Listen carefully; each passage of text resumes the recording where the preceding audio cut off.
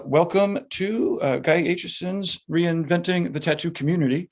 My main computer isn't working, so I'm beaming in from my portable here. On the other hand, thank you very much. If this is working for you, let us know in the chat room where you're beaming in from. And if you have any tattooer friends, this is a great time to tag them or to send them a message or to click the stories or whatever and share it around, because we have a very special show today. It is Machines, Magnetism, and Mayhem with Tony and Greg with special guests. Okay, so not sure where you're beaming in from. It could be the YouTube channel, the Reinventing the Tattoo YouTube channel, or the Facebooks, or you could be actually listening to a replay on the podcasts. But either way, you can always find the latest on reinventing at www.reinventingthetattoo.com. And there is free lessons for the Reinventing the Tattoo canon, as well as tons of awesome videos like this. There's webinars, there's art jams. There we have, well, I'll tell you a little bit more about all the other programming later. Okay, let's see. So, sorry, I'm also a little rusty at this point. Okay, here we go. If you're not quite sure where to start, or you want to recommend reinventing your friends and you're not sure where they should start, you could always go to reinventing247.com, and it looks just like, you know, one of your cable TV networks. There are 5 channels going on at any given moment. And if you want a chance to win a goodie bag, then you can. You know, I might actually take a second here while hopefully you're sharing this around and letting us know in the chat rooms that it's working. And I'm going to go to reinventing247.com and then do a screen share to show you what we've got going on here, because it's pretty sick. Okay. And I know that we have some of the old machines there too. Okay, Reinventing 24/7. And you'll see here, oh, well, of course, that's another show where I'm doing an intro here. But we've got all the different, oh, what's going on here? Fuck you, computers. Oh, that's going to get me a YouTube penalty, sorry. Okay, but you see here, we've got our different channels. This is an interview that we have with Paul Talbot over from England. We've got a morning drawing group with Ricardo. There's basics of, which one's this? Basics of landscape painting with Nick Baxter. So this is a full oil painting seminar. And if you go to the footer here of Reinventing 24/7, you can fill out your form, and if you have a tattoo studio address, then you'll get one of our sample packs that includes some inks, some cartridges, and whatnot from our sponsors. Okay, so that's Reinventing 24/7, and all these weekly shows that I keep talking about. I'm going to blast out a schedule on Sundays at 1 p.m. Eastern. There's a Reinventing drawing group where artists from all around the world are invited to beam in. The Sunday at 1 o'clock Eastern is with Jason Leeser. At 9 p.m. on Sundays is the Tattoo Weekly with Jake Meeks from the Fireside Tattoo Network, Lauren Gregory from Reinventing the Tattoo, and then me, Gabe from Tattoo Now. Mondays at 9 a.m. is the Early Bird Drawing Group with Kier. Again, everyone's encouraged to beam in via Zoom to do your homework, and we'll have anywhere between 4 and 10 people from all around the world beaming in. Mondays at 9 p.m. is a subscribers exclusive exercise with Guy Aitchison. So if you're looking to get some critiques and exercises, deliberate exercises to get better at your art, we definitely encourage that you subscribe to the Reinventing the Tattoo canon. You could get a free, I think 2 free seminars to try out before you purchase that subscription if you want to. Okay, so Tuesdays, 10 a.m. is another Reinventing drawing group with Ricardo Sturvanant. Sorry if I got that wrong, Ricardo, he's awesome.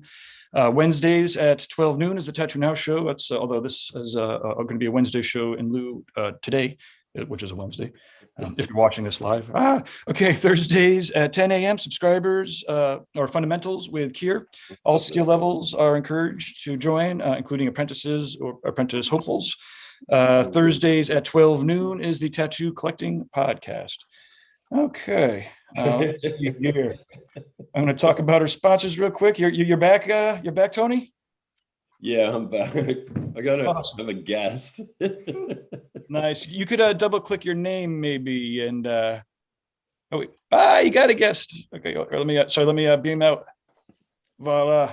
We've got all my daughter. I'm watching her this morning, so awesome. Should be interesting. Yeah. Say hi to Gabe and Rich. Hey, how goes it in the Say internet? hi to the world. Hey. Oh my goodness. This is Ziggy. I got my special friend with me today too. We have two cats. Should I see him right now? Don't. You see whatever you want to see, and we're beaming out everybody at the moment because. All right, give me a second here. All right. Yeah. Let me get back into full screen. I'll finish off the intro. Welcome to live streams, everybody. Okay, some real world events. Let's see. If you're in Europe, you want to hit up the Brussels Tattoo Convention, November 12th to the 14th. Next year, we'll be doing some special seminars and whatnot. Unfortunately, this year got postponed for that, for the reinventing part of it. But if you're over there, still hit it up. February 5th and the 6th is going to be Reinventing the Tattoo live from the Red Tree True Tubes event facility in Columbus, Ohio. We'll have some art jams and seminars. And there's more info on the way. April 11th to the 14th is going to be an inspiring tour with Sean Barber and Nick Baxter in North Conway, New Hampshire. It's going to be 5, maybe 7 students tops for 3 days. And yeah, shoot me an email, gabe@tattoonow.com with inspiring tours if you're interested in a pretty awesome 3 or 4 days with those guys painting and tattooing.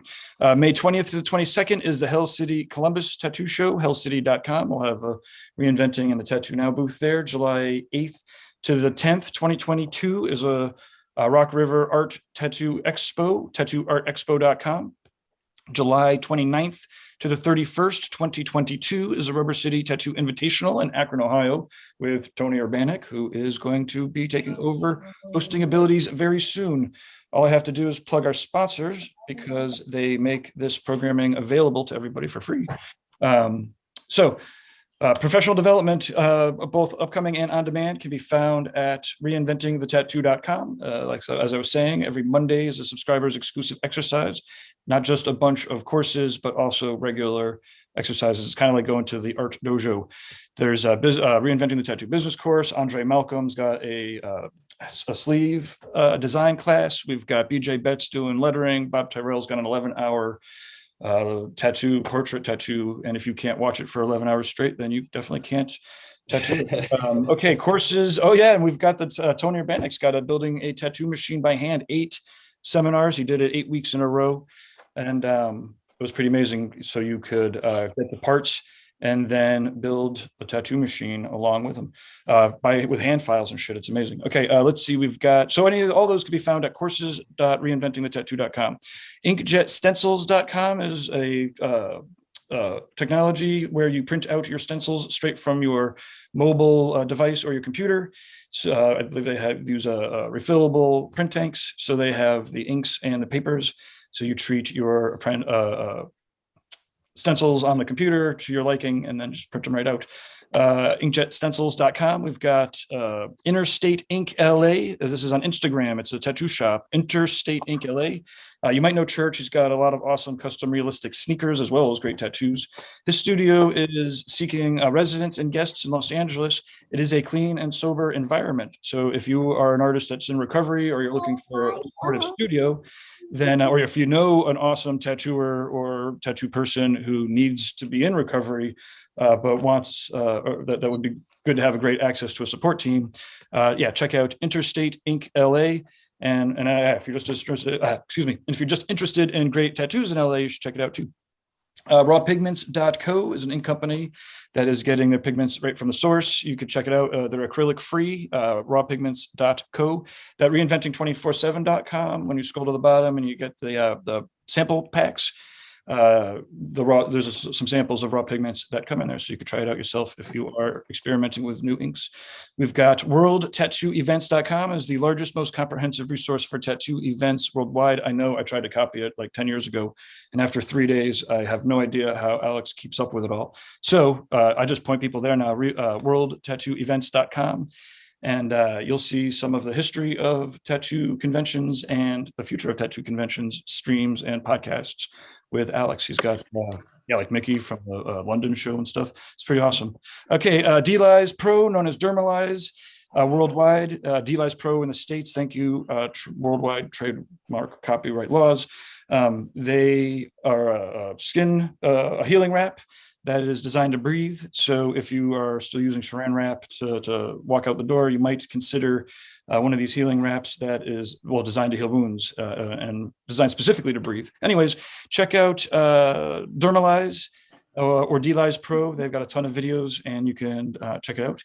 And then lastly, or not lastly, second to last, Tattoo Now. I'm a computer geek. I do technology for tattooers, SEO, CRM, all that kind of stuff. I am actually accepting some new clients. But I also have quite a bit of work to do. We've got some really awesome new computer geeky shit coming up that is going to actually blow people away. It's blowing me away. Anyways, DiGiacinto.com is the founder and driving force behind reinventing the tattoo. He's inspired thousands, tens of thousands. I don't know. His dedication to education, inspiration, and helping artists collaborate with each other is, in fact, why we are here talking about tattoo machines, magnetism, and mayhem with Tony, Greg, and special guest. I'm sorry, I don't have your name in front of me here, and it says iPhone. Rich Helton. I'm sorry. Rich. Awesome. Let me I'm blending the two together. I'm going to try to. So Tony, take it away here. I'm going to put myself in the background. And morning, everybody. I'm Tony Urbanek, and this is Machines, Magnetism, Mayhem. This is my daughter, so it's going to be there's going to be a little mayhem today. Hey, give me up here. And I got my hands so, and I'd like to introduce Greg DiGiacinto. You never get it right. Known you over 10 years, easily. Dude, I got a 4-year-old like hanging on, or 5-year-old hanging on no me. excuse. Get it right. And yeah, we get together every month. We're trying to do it more than every month and talk about machines, obviously, tattoo machines, about magnetism, our attraction to this business. Yeah, we do that. in mayhem. Yeah, we do. Him for sure. Yeah, for sure. And I chose Rich Helton as our special guest. He's with Blood Money Irons. He's out of Ohio. All right, stop. Nice to meet you. Yeah, you too. And yeah, I've been following Rich's work for a while. He does a lot of like theme-based machines. I mean, I can't even think how far back I've been watching his work and his machines. The machines have progressed. Oh, thank you. On a fantastic level, man. Yeah, thank you. I know we've crossed paths at conventions several times back in the day. Yeah, we did. Before COVID, but now, yeah, I'm trying to reconnect with everybody, and you guys got to excuse me. This is going to be difficult here. No, that's awesome. And yeah, we just wanted to talk about you, your journey, your life, your machine. I mean, it's been crazy. COVID was, wow. COVID made you appreciate everything, and definitely a lot more. You know, I started tattooing in 2001. So like when I hear you guys talk about flash sheets of like Cherry Creek and just all the like even like Boog Tattoo Company. Yeah. You know, I feel definitely like the industry is so large that a lot of people came up in a similar time that don't even really know it, you know.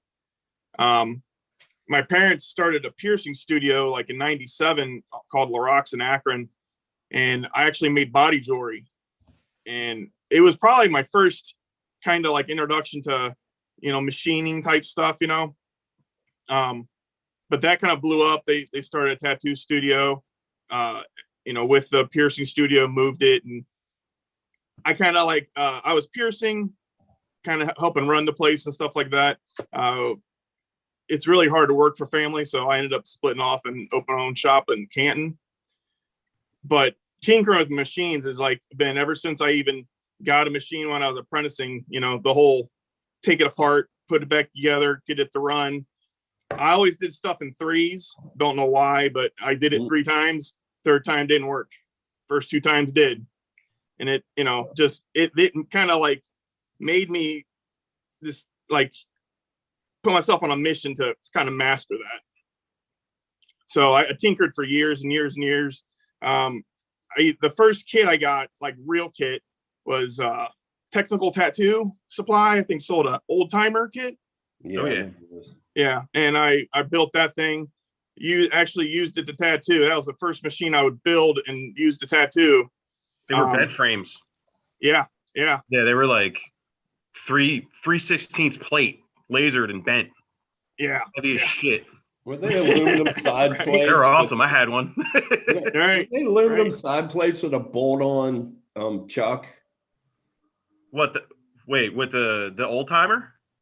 No, I'm trying to think if it's technical or not. I had a really crazy machine. It was like an aluminum side plate it was like an L, right? Yeah. So it was like a real thin base plate and then an upright, and then the chuck sat right in there.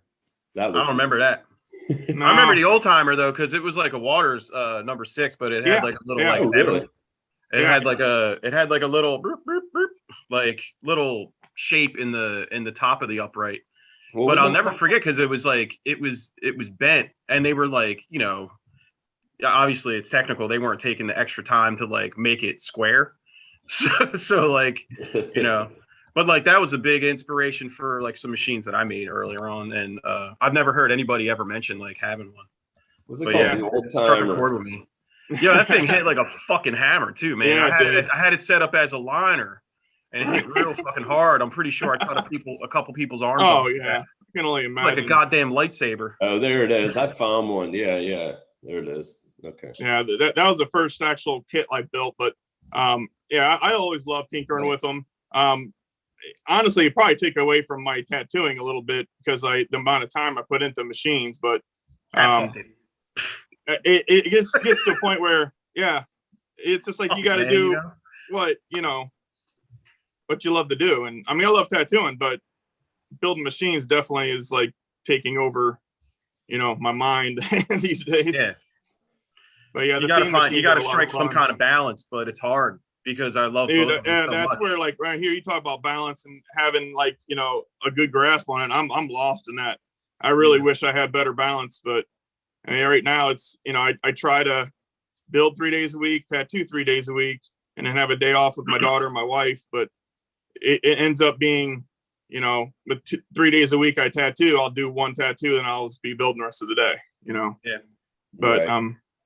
But yeah, I enjoy it very, very much. The theme stuff, yeah, I've done some wild theme stuff. Like, I think I did one. It always pops in the back of my head. Ron Jeremy swinging on a wrecking ball. Yeah. Yeah, I did one of those. It was a lot of fun. The hedgehog. Yeah, it's weird how like this podcast has become sort of like a support group for people that build machines, because we like love it, but it kills us. Yeah. Like slowly.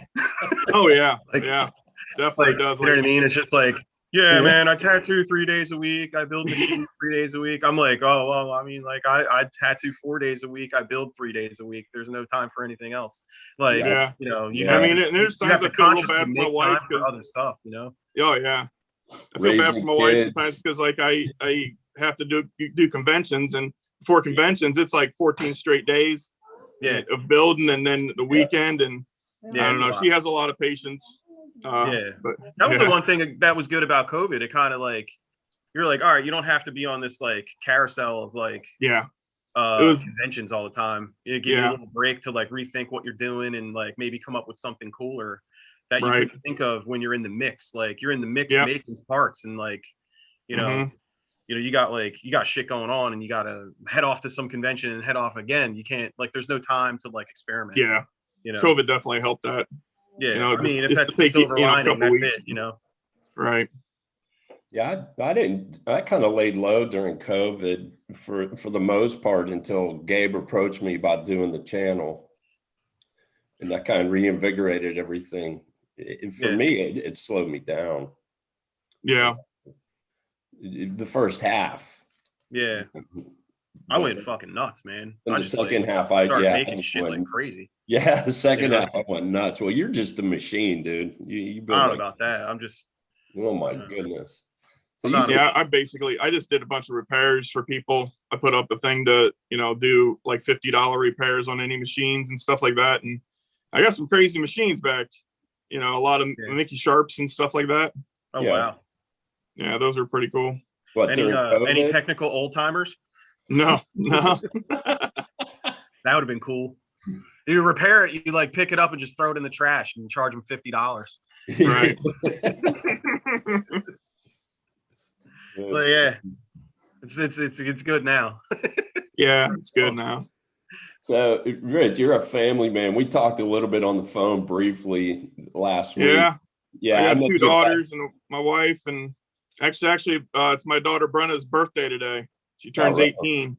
Happy Nice. birthday. Happy birthday. Yeah. And then I got another daughter who's 2. Say hi to And I got daughter Evie who's 2, and oh man, she's crazy. Yeah, they're a Yeah, handful. you have 2 daughters, you have no boys? No boys. So we're all An girl 18-year-old dads. and a 2-year-old. All of us girl dads. I have a little girl, she's 8. Her name's Vivian. She's fucking hilarious. That's cool. I'm a Yeah. 5-year-old. Yeah. Hi. Sorry, I gotta stop cursing. I forgot there's a little girl. Over here tripping out. Like, Look who she lives with. Come on now, Greg. all right, man. Right. I'm just saying. Watch the computer, honey. Man, she's getting big, dude. Yes. Last time I saw her, she was so tiny. Hi. There's Hi. your limelight, kids. Say What's up, hi. little crazy girl? Say hi to Rich and Greg. Hello, bye. All right, bye. Hi. Okay. Yeah, I think Yeah, last time, after I left my parents' shop, I opened a couture tattoo, and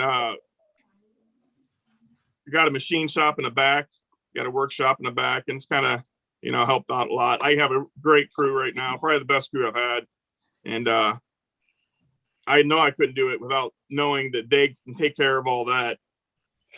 But yeah, it's a good setup. nice. Things are good. How many guys do you have working at the shop? I got 4 other tattooers. I got a piercer and shop manager, Marilyn, and a female piercer, and then I got another counter guy. Right on. Ooh, it's a lot. Yeah, it's I mean, in business has been great, Yeah. and we got a good system where, they kind of got to figure out what they want to get when they're outside. They don't walk in the door until they're got a tattoo kind of sold, and that's what they're getting. Oh yeah, So yeah. That's the same less, here. Same here. you know, Same deal. Like no, the door's locked all the time. right? Oh, Yeah, really? They don't do walk-ins. we do walk-ins, but they're like same day walk-ins. Everything's Same kind of day like, appointments. right.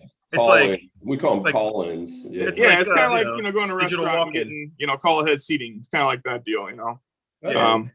And it seems to have been working so far. You chop off a lot of bullshit too. Yeah, You yeah. get to I mean, screen and, it a little bit. and I would love to get back to the point where people can come back in and start looking at flash books again and stuff like that. Yeah. But I mean, it's You know slow what I did? crawl there, I think. I'll tell you what. I'll give you like a nickel's worth of free advice. If you have flash like that you painted, like I got like 30 sheets that I painted over the years. I scanned all of them and I send them to my clients that like want stuff that I want to do. So I put it on a, like Google Drive or something like that. Okay, And yeah. I just email them to them. And this year, after doing that, like I everybody picks stuff that I want to do now. It's like it's awesome, like it works out so much better so that they don't have to come into the shop and and like I mean my station's in the front of the shop, so like I'm the face of the shop, so when people come in and I don't have a counter guy, there's like there's only 2 other people working here, so it's like handling the phone and handling people is like like I can't do it because I'm trying to work, but it's easier to just like you just let me get your email address, and then you send them like a bunch of flash, and then they just pick stuff from your flash. That's a good Yeah, idea, awesome. man. It's like the best deal ever, and then this way good idea. you're getting into something that like you can definitely handle, because if you painted it you can definitely tattoo it, so Oh, right. anyway, Right. just my So, thoughts Rich, on that.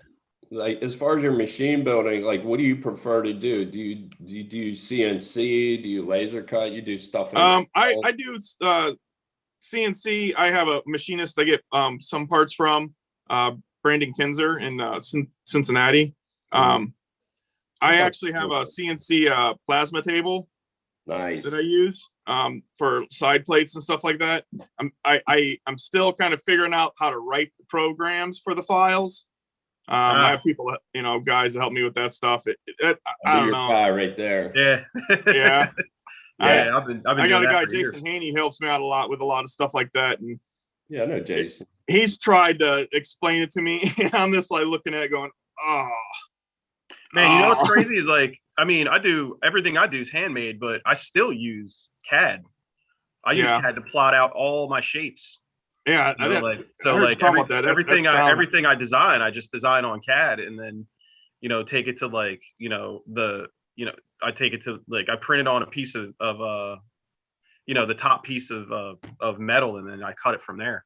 Right. It's a lot more precise, Yeah. But I still, I still use it. It's awesome. It's a good thing to have in your back pocket.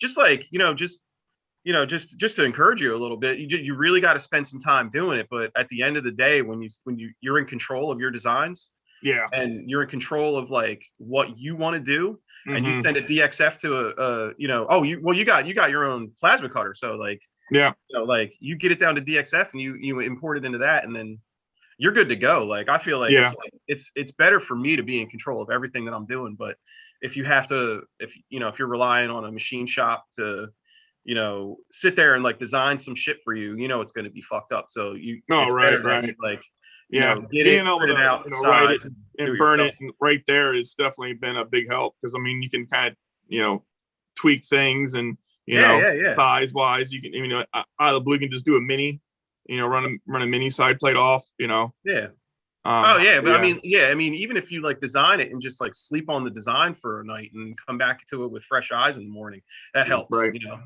You see your flaws or something, or print it out on a piece of paper even and just hold it up to other stuff and make sure it's good to go. Right. That's typically what I would do. But that whole thing, like I don't even use like I've said this before on here. I don't even use like a really good version of CAD. It's like a really crappy version, but it's so easy. I heard you saying that. But I can't I just gotta take like 2 weeks and kind of like just do that. You know what I mean? Yeah. Just like I don't know, make a square with holes and like just work from there. Yeah, just like where you're gonna put your spring deck, where you're gonna put your coil deck, and just like it doesn't have to be a 3D, because like you're not doing anything 3D, you're doing everything 2D, right? Right. So like just try to like make a square, like a 3x3 square, and just start there. You know what I mean? That's pretty much what I did. And this is like, I mean, years and years ago I started doing that. So lay the basic geometry out, and then and you know what, man, it's cool to like do it for yourself, but I'll tell you this, like doing it for other people really bugs me out, like because I'm not like an engineer. Like I didn't go to fucking MIT or anything, you know what I mean? Right. Like, I'm just like, is like kind of like everything. I'm just some dickhead fucking street shop tattooer, like messing around on CAD trying to make tattoo machines like some moron. And you get people like Tony, he's like, hey man, design me this side plate. And I'm like, okay. And I like make it, and it's all fucking weird.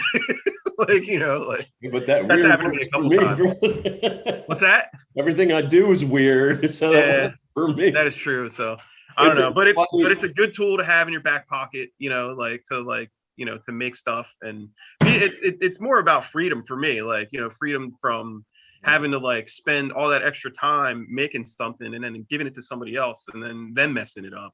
I mean, you're gonna mess it up yourself. Okay. Hey, give me 1 minute, all right? You guys take it for a second. Yeah. Right. But anyhow, how did you how have you been making anything on your plasma cutter? Like how's that going? Yeah, I've been doing a lot of side plates. It's mainly been side plates. I think I can run about 10 different designs. Oh, that's cool.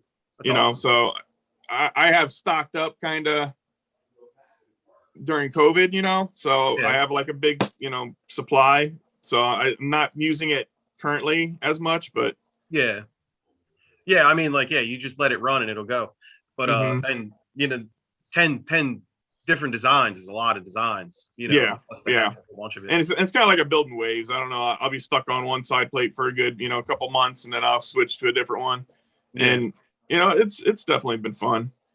How tight are the tolerances? They're pretty good.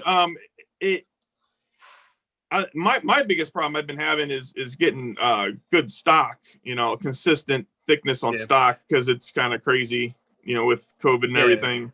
The sheet metal metal goes prices by, have skyrocketed. Just it'll like go by everything gauge. else. It won't go by like the like inches or whatever. Right. So like I usually you think I get like 11 gauge. It's like 9 gauge or something like that. Yeah. And it's like, I think when I was getting stuff laser cut, and I mean, correct me if I'm wrong, because it's been a long time, but is it 9 gauge is like 3/16? I would do I believe so. But it's not exactly 3/16. It's like right. It's still a little bit. It's close enough, but like, that's when, to me, like, close enough was good enough. Right. You know what I mean? It's like a different story now. But yeah, you're right, because and that's another big reason why I got away from doing all that stuff, was like the quality control also. Like, like you send your stuff out to a laser shop, to a machine shop, and they use sheet metal. You tell them 1018. Like, I want 1018, but it comes back, it's like, it's what's the other shit that's like hot rolled a something, I don't know, I forgot what it was. It's like bullshit. And you go to weld it, and it, like, I TIG weld, so I'm not like, I don't braze. I can braze, but I'm TIG welding the shit, and it's like, turning into bird shit everywhere. It's like splattering everywhere. Yeah. What the hell is this? Because right. then you start realizing that the material isn't what it's supposed to be. Right. So that was a big factor for me to like just do everything in house. But it's yeah. hard to find sheet metal right now. Like, like, I mean, there's places I can pick it up, but good sheet metal tends to be a little tougher to find. But it's definitely a lot of fun. What is it, if you don't mind me asking? What's the material that you use? The 1018. 1018, yeah. Mm-hmm. Yeah. It's really clean. Like, I mean, to weld it, it's like super buttery. Yeah, I braze, and I honestly I've wanted to learn how to TIG weld, and Tommy, my partner that builds down in Florida, Tommy Haley, he TIG welds. Oh, I met Tommy. Tommy's a nice guy. Yeah, he's a good dude. He's got COVID, and I think he's pretty good now. Yeah, but it was a slow recovery for him. Wow. Yeah, he had a rough time. He missed a couple of conventions and stuff, but that sucks, man. But getting back to the TIG thing, I think a lot of people are kind of scared of it because it's a lot, Yeah, but, I mean, it looks a lot of fun to me. It seems like this higher temperature, almost brazing to me, without using any rods or anything. You definitely don't need rods if you don't want to. But, right. Right. I mean, I started out welding on a Miller Synchrowave 200, and this is like maybe 07, 08, and it was a friend of mine had this really nice welding unit, and I fell in love with this thing. And I was like, the first like couple years that I was welding, I had it over my house because he got in a jam and had to like stash it over my house or something. It's a long story, but in that time, I really learned, a lot about, TIG welding and stuff, because I was just practicing so much. And then he took it back eventually, and I had an old Miller Thunderbolt, which is a stick welder. I had one of those, and I had bought like a lift arc rig, and I started doing lift arc instead of using the pedal, and I was proficient with that for years and years. I think like I did every single machine that I did in the past like 7-8 years was on that welder. But just recently I found a Synchrowave, a 200, on Facebook Marketplace for $2,000, and I had to go to Southwest Philly to snatch that thing up, and I'm fucking so happy. I'll never have to buy another welder again. That thing is beautiful. Like for like the stuff that we're doing, the small stuff, I think it's really good. Like the duty cycle is pretty hot. It's pretty low for like, if you're using like all 250 amps of it. But if you're doing low amp stuff, like, for me, like, I think I top out at like 40 amps. So it's like super buttery little teeny tiny little dimes, man. And you can set it on the pulse setting. It's like bloop, bloop, bloop, bloop, just makes little dimes. And I think a lot of guys are like intimidated by it, but you don't really have to be. It's if you're not using filler rod, you're just doing like fusion welding. I think you'd be really surprised at how good your welds can be, with just a little practice, So, Right. like to me, like, it's like, yo, dude, like, go for it. Even if you get like a, even get like an Eastwood, lift arc, rig, dude, it's like, it's worth it because, your welds come out really clean and nice, and you don't put a lot of heat into the frame and stuff. Yeah. Brazing, you definitely get a lot of heat. Yeah, and the other thing too is like, it's so funny because like I've never really been good at brazing. I really have to sit down. I'd love to come out and with Tone because I got this brazing rod from McMaster Car. Okay. It's like high strength. It melts at a lower temperature. Okay. So it makes it almost even more like soldering almost. Okay. It's super nice. Like, is it silver solder or is it like, is it? It has silver in it. I have to send you the link for it, but it has a calmisium or something like that in it. Okay. And it makes it a higher strength. But yeah, That's I don't cool. use like the brass braze or sure. Yeah. Okay. So it makes it almost even more like soldering almost. Okay. It's super nice. Like, is it silver solder or is it like, what's going on here? Nah, I don't know. I was hoping everyone else heard that. It has a calmisium or something like that in it. Okay. Right.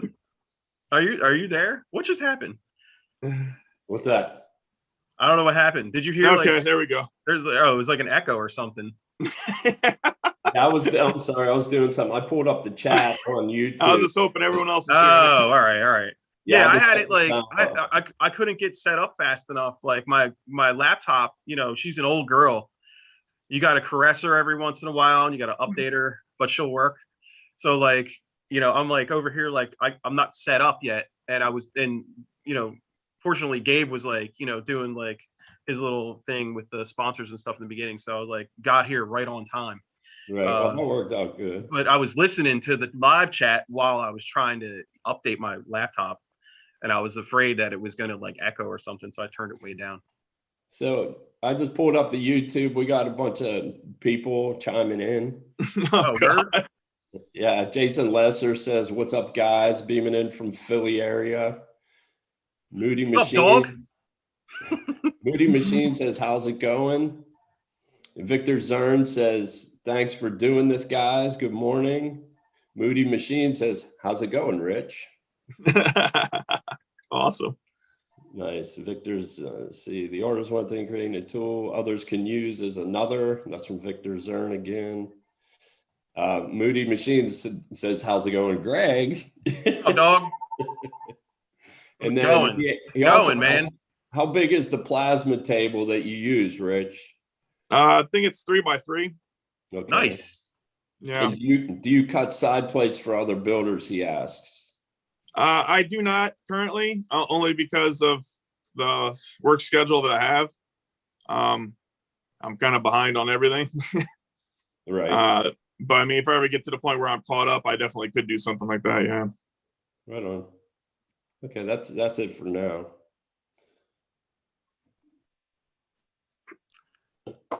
What's when you're using a plasma table, what is the diameter of like the cut?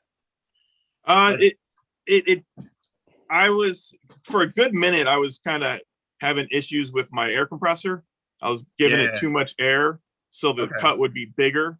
I did get it kind of tuned in. I would probably say almost like a 1/16 of an inch. Oh, really? Oh, that's pretty good. Yeah. After it's cleaned up and everything, at first it looks a lot more because there's like splatter, Yeah, you got slag everywhere. Yeah. Yeah, and then you just hit that with I just hit it with the wire wheel and it pops right off. I wonder if you could use there's that blue gel stuff you like use for MIG welding so it doesn't stick to your nozzle. I wonder if you like wipe that on there, would that work and it wouldn't stick, Huh. Yeah, that might be something to try. it'd be a good idea because I know like you get those, I mean, MIG welding especially is just like bird shit city, Right. Like, you know what I mean? It's like splatter everywhere. So like I wonder if you just took a rag and like wipe that whole sheet down, and just like when it's cutting or something, if the Maybe, worth a try, if anything. Right. If you try it, send me your results. Let's see it. Yeah, right. Yeah, definitely. keep in Hey, touch. Greg, you were talking about the TIG welder you used. What was that one again? The model? Syncrowave 200. They don't make them anymore. Oh, okay. It's been out of production for a little while. They have the Syncrowave 210. It's about maybe $3,000, a little bit over, but Okay. they're hard to come by because of like all the shit going on. Is So that I was very fortunate to be able to pick one of these up. And believe it or not, the guy I bought it from, he's like a junk removal guy. So somebody paid him to take this away. nice? And he just has like a warehouse in Southwest Philly in Grace Ferry. And he's got a warehouse full of shit, like, tools and all kinds of stuff, bikes, like whatever you pick up that might be worth, something from a house. Yeah, like a clean out company. Yeah, basically. So they take the trash to the landfill, but they take all the stuff that's worth anything to this warehouse and they put it on Facebook Marketplace. And That's the smart. guy had it listed for $2,800 and dropped it down to 22. And I was just like, hey man, I'll give you $2,000. And he was like, sold. I was like, fuck yeah. Yeah, it's free money. I'll take it. Yeah, man. I mean, all the tools, a lot of the tools I got off of Facebook Marketplace. It's insane, I got my mill off of there for like $600. It was like a Harbor Freight floor model. Yeah. It was like, Yeah, I got a 54 Craftsman bandsaw. nice. I think it's like a 60-inch bandsaw off Nice. Marketplace. Can't beat it. No. Can't beat it. Yeah, I probably have the same one. I have a 54-inch I paid $25 for, and I just Nice. threw a new blade in that I got from McMaster-Carr. Yeah. Those old machines they're like powerful, man. I mean, my Atlas, I've been running my Atlas. My Atlas lathe, I don't really know the exact year. I'm going to say it's probably in the 40s. But I've been running that for years, and that thing's awesome. A couple years ago, I got a South Bend, and I haven't had time to set it up, but it's nice as hell too. I got that for $300 from a buddy of mine's. Grandpop died. I think it just needs a belt. But those old machines, like, you can't beat them, man. They're like, they were built that way for a reason. There's stuff like that is like, if I were to ever retire from tattooing and just have a hobby or just get into something, money was no object. I would just have a warehouse full of like old milling machines and fucking lathes and just restore them all day. They're so fucking cool, It's like, that's my dream. That's not my wife's dream, but it's my dream. But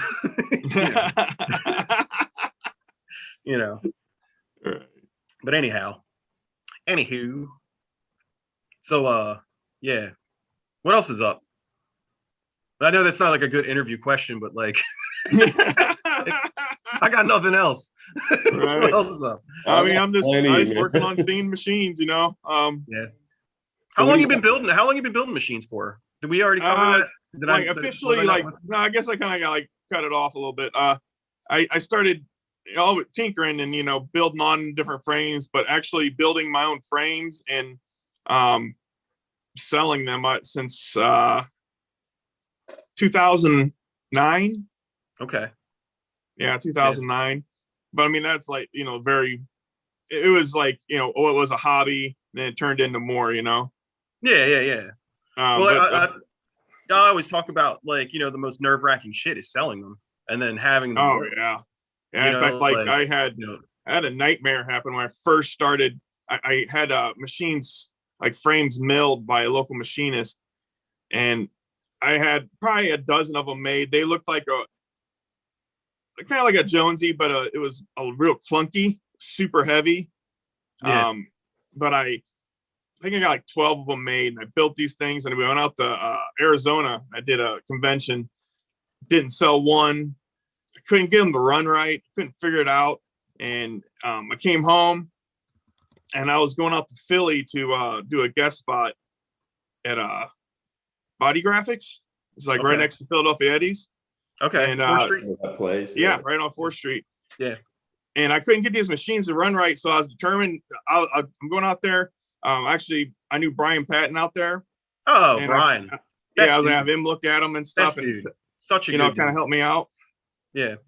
And I couldn't get him to run right. End up doing like 2 tattoos with him, tattoos turned out like dog shit. And I was like, oh man. Then I had Brian look at them, and I had damn coils wired backwards. Yeah. It's like stupid stuff like that, you know? Yeah. Still do The that. enamel, dude. Right. Still do it. Yeah. Yeah. And then I couldn't believe it. I was like, on all of them. Yeah. How is that possible? Hey man, failure is Yeah. your master. That's like how Yeah, it that's is. Like That you know, just like, made me, more dedicated to it to figure this shit out. yeah. That shit grabs you, man. Yeah. Like, Yeah, like the little Yeah. things like Yeah, that. it does. It's definitely magnetic. yeah, it grabs you hard. Like it grabbed me, man. I know it grabbed Tone, Yeah. But yeah, Brian Patton is awesome, man. He's such a cool dude. Oh yeah. He owns like a summer house in Ocean City, and I live like right down the way. And he's still yet to stop by my shop, which is disappointing, I have to say. But he is a good guy. Yeah, so definitely. Brian, if you're watching this, stop by, man. Yeah, he's probably one of my influences for building, but I mean, Soba probably was number one. Oh yeah, Killer. Kevin Riley, Absolute killer. another one. Yeah. It was that. Amazing. Who did you That dude's a say? machine, man. Kevin Riley. Oh man, shit. Fucking love Right. that guy. Yeah, Love he's that another, awesome builder. Yeah, he's the best, man. That guy pumps out a lot of stuff, and it's Yeah, he all does. So Yeah, he's doing the shit right sick. now that I want to try to get into the laser engraving stuff. yeah. I've been I saw sitting on that this laser Skeletor engraver machine for- that he just did. I was like, oh shit, look at this Yeah, guy. that's something else, man. Yeah, he's killing it, dude. Yeah. I got a guy down here that does some stuff for me. It's not laser etch though. He actually uses a mini mill, like a teeny ball. Oh, really? Oh, the PBR ones and stuff. Yeah, he etches. Oh wow. Yeah, he did the Gucci's and the PBRs as an experiment for me. Yeah, they look Nice. cool. Yeah, they And look real Kevin's cool. what, doing laser etch? Is that what that But is? Huh. You can't do like. I wonder if you could just take it to like, how you used to be able to get shit like etched, Yeah. like Yeah. at like the mall. Yeah, no, I was just in that story It's like- yesterday. Just like run up in the mall and see if they'll do it for Right. you. Yeah. Here, I want you to etch a big Reaper on this tattoo machine. Hey, you got a minute? Yeah. That's that secret right there. Yeah, Yeah, don't tell nobody. We go to Things Remembered in the mall and get our shit measured. No joke. Dedicate I this- was just Dedicate there this, look, it's like dedicate this one to my mama. I'm gonna get you a happy anniversary machine. Happy anniversary machine. Yeah. Love Oh, you, they dude. messed up. They put a Reaper on a necklace. Like, oh, love you, babe. All right, With two champagne glasses clinking. that's a dude. Happy It's gotta tattoo. I mean, if our mall didn't look like, one cockfight away from a flea market, like I would That's definitely go there. contagious. But there's definitely no. I mean, there's like, like Macy's is going out of business. I'm sure that there's no Right. Things Remembered. Yeah. So we got to find a mall that has one. I don't know. Right. Our mall has a daycare and 3 churches in it now. It's a beautiful thing. Nice. It's like a gym. Yeah. It's very odd. Very odd time we live in. Yeah. Still a Yeah. van store, so figure that out. Yeah. There's going to be Amazon malls. That's what it's going to be. I mean, why not, right? Right. It looks like I'll tell you what, it was weird getting back to conventions. Yeah. That was really different. Which Yeah, show I got my first one coming up like next week. where you going, Greg? AC. Where did you go, Rich? I've probably been to about 5. Oh, really? Damn. Cincinnati. Yeah, Louisville, Cincinnati, Cleveland, Philly. I feel like there's another one I can't think of. How were they? They Yeah. were What was weird they're about it? progressively getting busier. Louisville it was weird because there wasn't a lot of tattooers. There was a lot of side vendors and like t-shirt vendors, and I don't know. It started reminding me of a flea market, People sell Yeah. windows and shit. but it was Yeah, busy. windows and siding. Yeah, but it was busy, and people don't Fucking care what weird, they're spending. Yeah. Well, that's cool. That's all that counts. Yeah, but yeah, It seems like a lot of this. Well, a lot of the feedback I've been getting, I just did a show in Pittsburgh. I meant to get to that one. I was actually supposed to go there, and it turned out to be my wife's birthday. Yeah. The meeting of the March. Yeah, I did that show, and half of us got sick. Oh, really? It was sketchy. Yeah, I was laid up for 10 days. No shit. Oh. Wow. Yeah. I think everybody, I mean, not for nothing, like if you haven't gotten it yet, you're gonna. Moody Machine says Philly was awesome. Yeah. Philly was a good time. Yeah, I don't really fuck with Philly, man. They have a different sound Too even much, more man. than they did before. The buzz isn't as strong as it used to be. Yeah.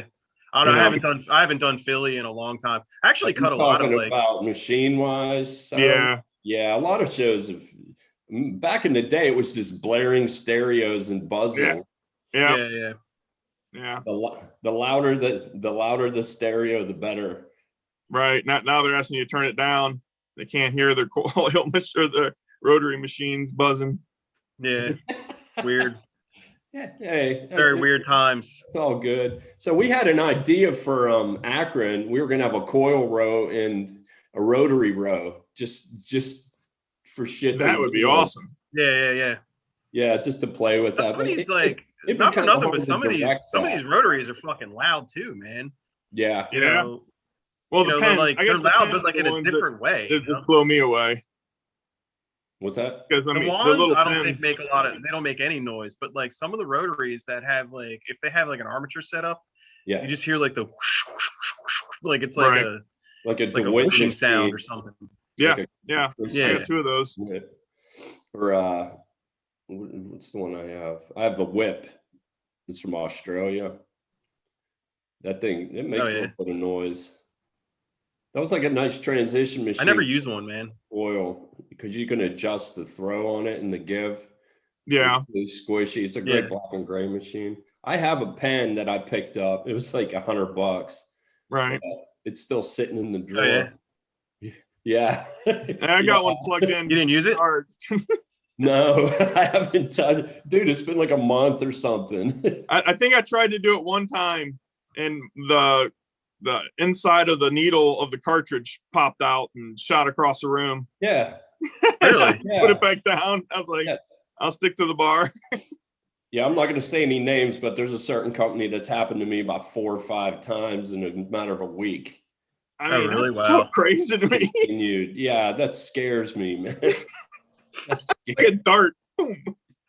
You know, this whole, my whole career is like based off, like, to me, like I've been trying to like, be self-sufficient in every single way, like, I mean, like, just like anybody that came up in like our era, like you can make needles and all that stuff. Yeah. You make pigment, all the like necessary things you make machines, all the things that like, you need to like survive as a tattooer. And, for years, I'm like, if they shut China down, if like, something happens where we can't get like needles or anything, Right. I'll be all right because I have enough pins and bars. I can make needles, but you can't make cartridges. No. You know what I mean? Like, No. Like, that'll chop off a good portion of people, that like, what are you supposed to do? Like, you can't, I don't even think you can fucking clean those things. Like, even if, a long time ago, you used to save your needles, clean them and autoclave them. Yeah. I remember those days. Perfectly acceptable. But then when they started like, when you started buying pre-made, it was like kind of stupid to like reuse them, But I have serious doubts that they'll be able to like, autoclave like a cartridge. Like in extreme cases of like, there's absolutely nothing on the market, you can't buy anything. I think it'll disrupt a lot of things if that happened, Yeah. We'll find out though. Yeah. I think things are starting to loosen up a little bit, but for a minute there, even during COVID, it was like hard to get needles and hard to get, supplies and stuff. And not to mention, I know it's like, I feel like a broken record, but, gloves being like 3 times the price, fucking insane, Right. And no one wants a lot of customers don't understand why tattoos are $10 more expensive, $10, shit. Right. Tattoo nothing but forest, dude. Like, Inflation's up, crazy you know. nowadays on our products. I bought a box of needles off of a local company. It was like $35 for 20. Yeah, Wow. it's insane. Yeah, yeah. They were like 23 mags, curved mags, but Oh wow. it's You use a lot of big mags like that? 23s? Yeah, I got 45s, 35s, 23s, 17. Damn, Tony Lou, dude, what's up? Yeah. I haven't used anything that man. big in a while, man. I I think we were talking about like, remember we were calling them blood shovels or something? Yeah, the big ones. Yeah. I got a guy who wants a I should blackout get back fleet, into it. so I picked up those 45 just to mess with. How'd it go? I didn't start it yet. Like, oh, you haven't started it yet. No, and there was only like 10 needles. We need to in know that how that box. goes. There was only 10 tips in that box, and it was like Oh $45. shit, really? Yeah, they're like $10 or a Wow. couple bucks a piece. Oh, those the cartridges? Wow. Yeah, for the cartridges. Yeah. See, Yeah, right there, I think it'd be worth it to just make them yourself, you know, if at that point. Yeah. You know. Well, it's the time thing with me. I have a lot going on, so it's very difficult. So you have to weigh time versus, you know, finances and that. Oh yeah. No, I get it. Yeah. But yeah, I'm curious to see, like, is it a curved mag or is it a no? You know what? I don't know. I have to double check. Hey. Yeah, I'm curious to see how that black goes in. You know. Yeah, I'll let you know. It's like either if it's curved or straight. There's going to be a lot of resistance, I'm sure. Yeah. So You're going to need a hammer to push that thing. Well, yeah, that's what I was going to ask. Like, what would you use, like a harder machine or a softer machine? I would use a harder machine, probably a 10 wrap coil with like 0.22s up front. A lot of range. A lot of hit. Yeah. No give off that front. So like so no give, like short stroke or long stroke, like. I'd probably mid stroke it, but I'd pull it back a little bit so it's short strokes until I found the right depth, and I would just hammer it. Okay. The old next generation machines used to be really good for those larger mags. Yeah, I remember next. Oh man, next generation! Wow. Yeah, that was another cool, man. Big influence on my machines. Dan Guy. What the hell's his name? Dan or was it Dan and his son? Yeah, it was Dan Guy. That was his name, right? Yeah. Yeah, he was real cool. He was a real nice guy. I remember like a long time ago, he like dude, ages ago, I showed him a bunch of machines that I made, and they were all like, you know, like basically like biomech carved and shit, like, and that dude sent me a couple frames, and I chewed the shit out of these frames and sent them back to him, and he was just like, I guess he like wanted somebody to be able to like carve machines so he can sell them. Oh my god, I dremeled these things to pieces, and he was like, yeah, you kind of like you went a little too far, and then I never heard from him again. I think like he was kind of trying to see you know, if there was somebody out there that could like carve frames for him, and then he could sell the frame, you know, sell the machines that way. But yeah, I fully fucking destroyed these things. Although he did like build it. He built one up for me and sent it back, which I thought was pretty cool. I don't even know if I have that anymore, but I thought that was pretty cool. Yeah, next generation. All right, I got a question for you guys. What's up? Do you remember? It must have been like 2010 or 2009. There was a guy who was casting machines, I believe, out of Brazil. Paulo Fernando. Yep. I got a Paulo Fernando Walker. Yeah, I was building on those a lot. Oh, dude, they're awesome. They're amazing. I'm trying to remember the name of the that guy makes ink too. Electric ink or something like that? Electric Cat, right? Something like that. Electric Cat, maybe? Yeah. That's not. You want to hear something crazy? Like, so I found a guy when I first really started kind of building. I was real interested in casting and investment casting and stuff. Mm-hmm. And I found this dude that kind of knew how to do it. And I gave him a Paulo Fernando frame that I carved up like all biomechy and stuff, and I gave it to him, and I think he made me like one or two, and they were fucked up, dude. I wonder if I still have like fucked up. I couldn't even use them, but I wonder if I still have that. Like, I'm pretty sure I still have that like Paulo Fernando frame that I like carved. I want to see the fucked up ones. Dude, they were cast bronze. they were fucked up, dude. I mean, it's like, cause like I didn't know what the fuck I was doing. And like, you know, you're making a mold out of an actual finished machine, but you don't realize that, like, you know, in investment casting, you're losing what, like 5%, 10%. So it shrinks, you know. So like, yeah. So you have to account for like that shrinkage, right? Stuff yeah. you know, and you're gonna mill it anyway. It's like, you know, like I didn't have a mill, I didn't have shit. I just thought, oh, I'll just make one, and then like I'll just build it, and it'll be fine.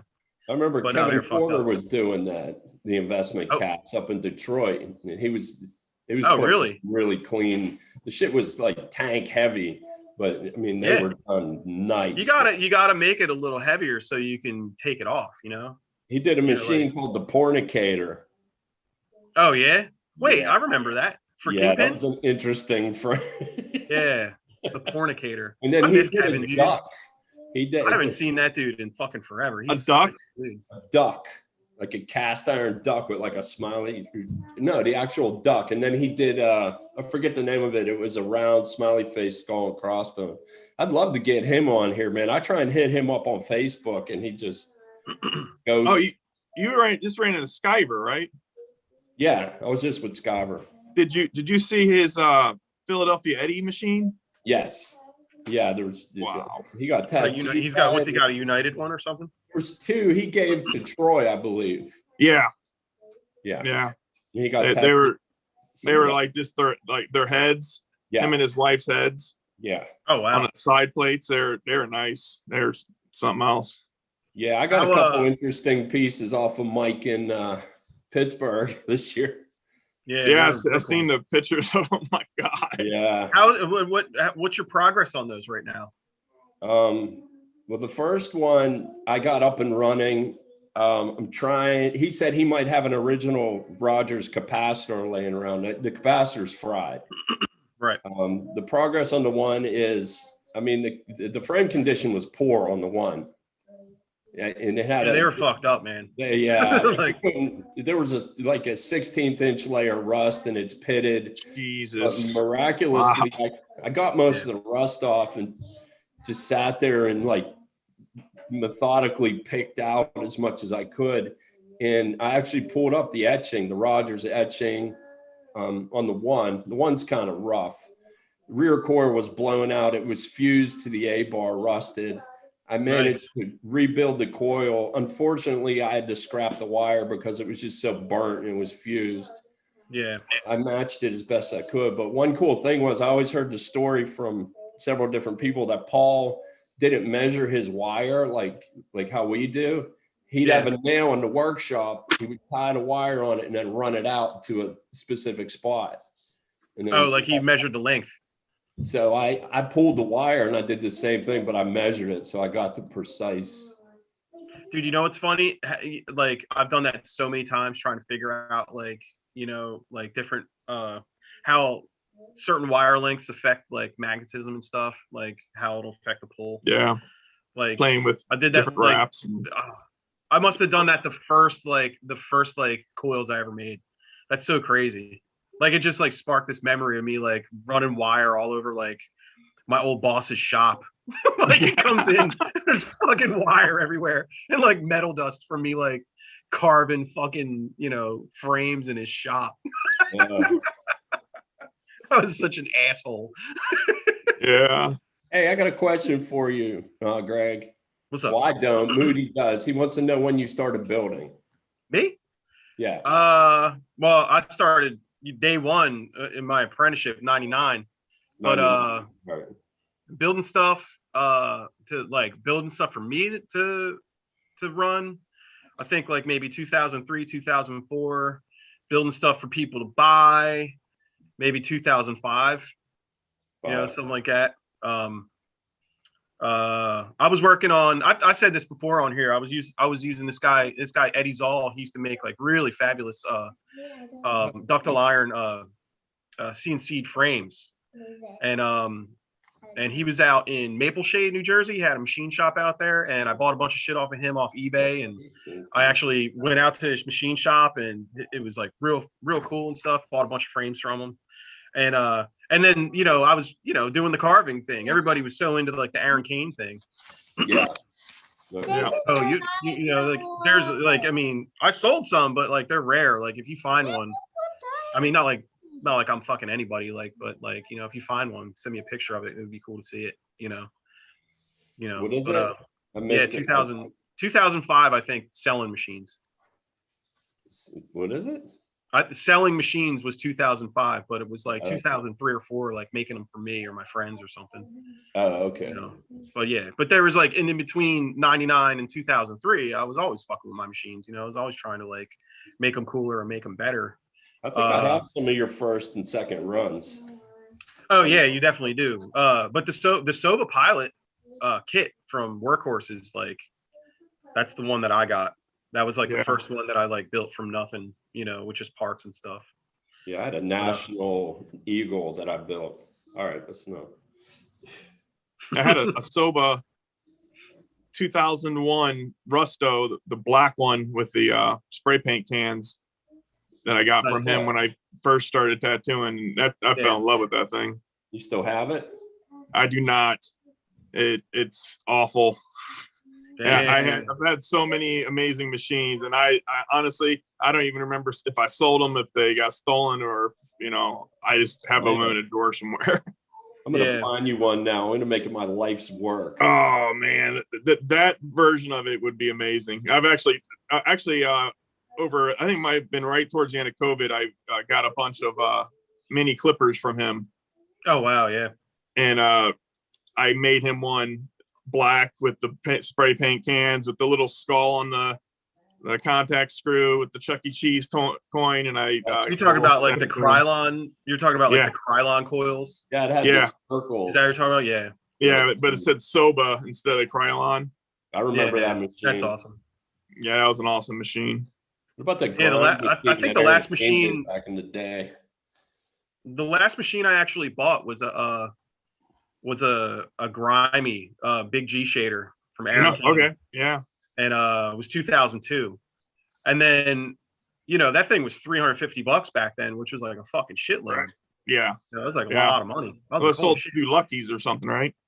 No, I got it from him. Okay, that's awesome. Yeah, I got it from him. The ones from Lucky's had the ones from Lucky's had black coils, and the ones from him had like this weird like teeth thing. I don't know. Yeah. You know, so I got one of those. But that's awesome. After that, I'm like that. I think when I got that machine, that's when I was like, oh man, I want to learn how to do like lost wax casting and you know, investment casting and stuff, which never really took off for me. But I was so in love with that tattoo machine that like I tried to emulate that, even though I knew it was like, you know, kind of shitty to do so. But I mean, fuck it, you know, like, you know, that dude was like my hero back in the day. And that was the last one I bought, and everything after that I just like got frames and carved the fuck out of them. They were like that's awesome. And they were turds. So I had like one good machine, and it took me like a million years to make good ones, you know. Yeah. So shout out to Aaron Kane. Maybe we'll have him if he can come on the show. That would be insane. But I don't even know if I would show up that day. I'll reach out to him. That'd be so crazy. I'm sure that's a busy dude. Like, I'm like, oh, Aaron Kane's gonna be here. All right, I'm just gonna not say anything, just listen. Yeah, I'll just sit in the corner and cry. Yeah. Like, you imagine, like, I mean, not for nothing, like, I mean, I know he's just like probably like a regular guy, but it's like, you know, like, imagine like, you know, asking him questions like, oh, when did you start tattooing? When did you start tattooing? When did you start building? Oh, you know, I don't know. It feels so weird, but like, I think like, not for nothing, I think Handmade 2 has that interview with him, and it like lays all that shit out anyway. Yeah. You know, so like if you ever wanted to know, you know, about Mr. Aaron Kane, I think you should read his interview in that book, and if you can find it. That guy was definitely one of the benchmark builders that I followed in the beginning. If it wasn't for him, I don't know. I mean, not for nothing, I don't know who came before him that like really pushed building tattoo machines to that level. I think him and Seth, I have one of the first 13 he carved on Seth's Walker. They call it a Walker frame. That was cast in gray iron.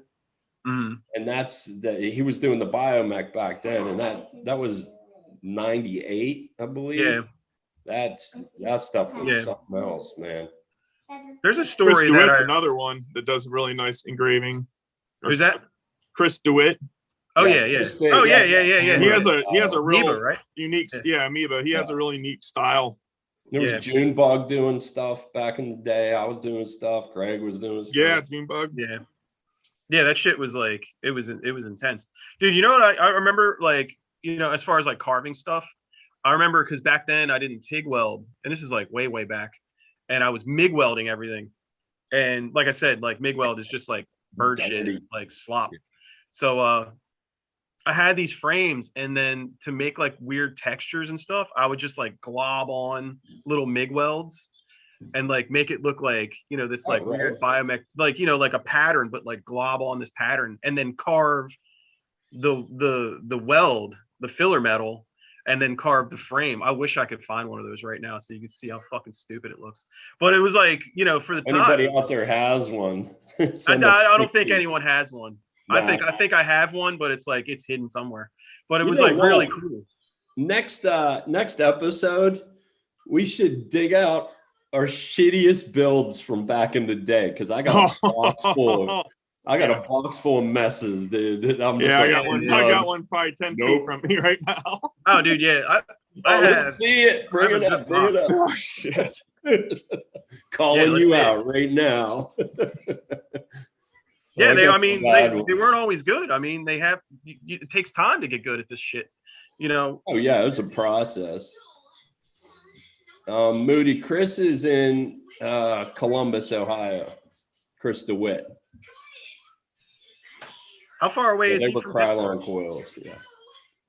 There's a question from Kyle. It says, excited to learn more. Yes, that's awesome, Kyle. I rolled in when you guys were talking about marketplace scores. Any tips on what to look for in a bandsaw / torch tanks and hoses? Well, I know the torch tanks and hoses, you just want oxygen acetylene. The problem is with the tanks is most of the places that fill them, they have leases on those tanks. So they won't fill those tanks unless it's from their store. Yeah. So you have to find out if you're buying these tanks off of somebody, which I don't recommend at all. I would just buy the torches and the tips and maybe a cart. I wouldn't mess with the tanks, and then just go to your local welding supply house and buy the oxygen and acetylene. Man, I just scored like I just got a big tank of argon, and it was full. Oh, nice. Yeah. I was like, holy shit, cool. So I'm hoping my supply house takes this giant tank, you know, because it is nice to have like a bigger tank. Yeah, I have a But couple. as far as like, you know, Facebook Marketplace stuff, like, I don't know, just look, you know, or if you can go check it out. I mean, you know, there's nothing I can really say like, oh, buy this brand or buy whatever, man. I mean, just go.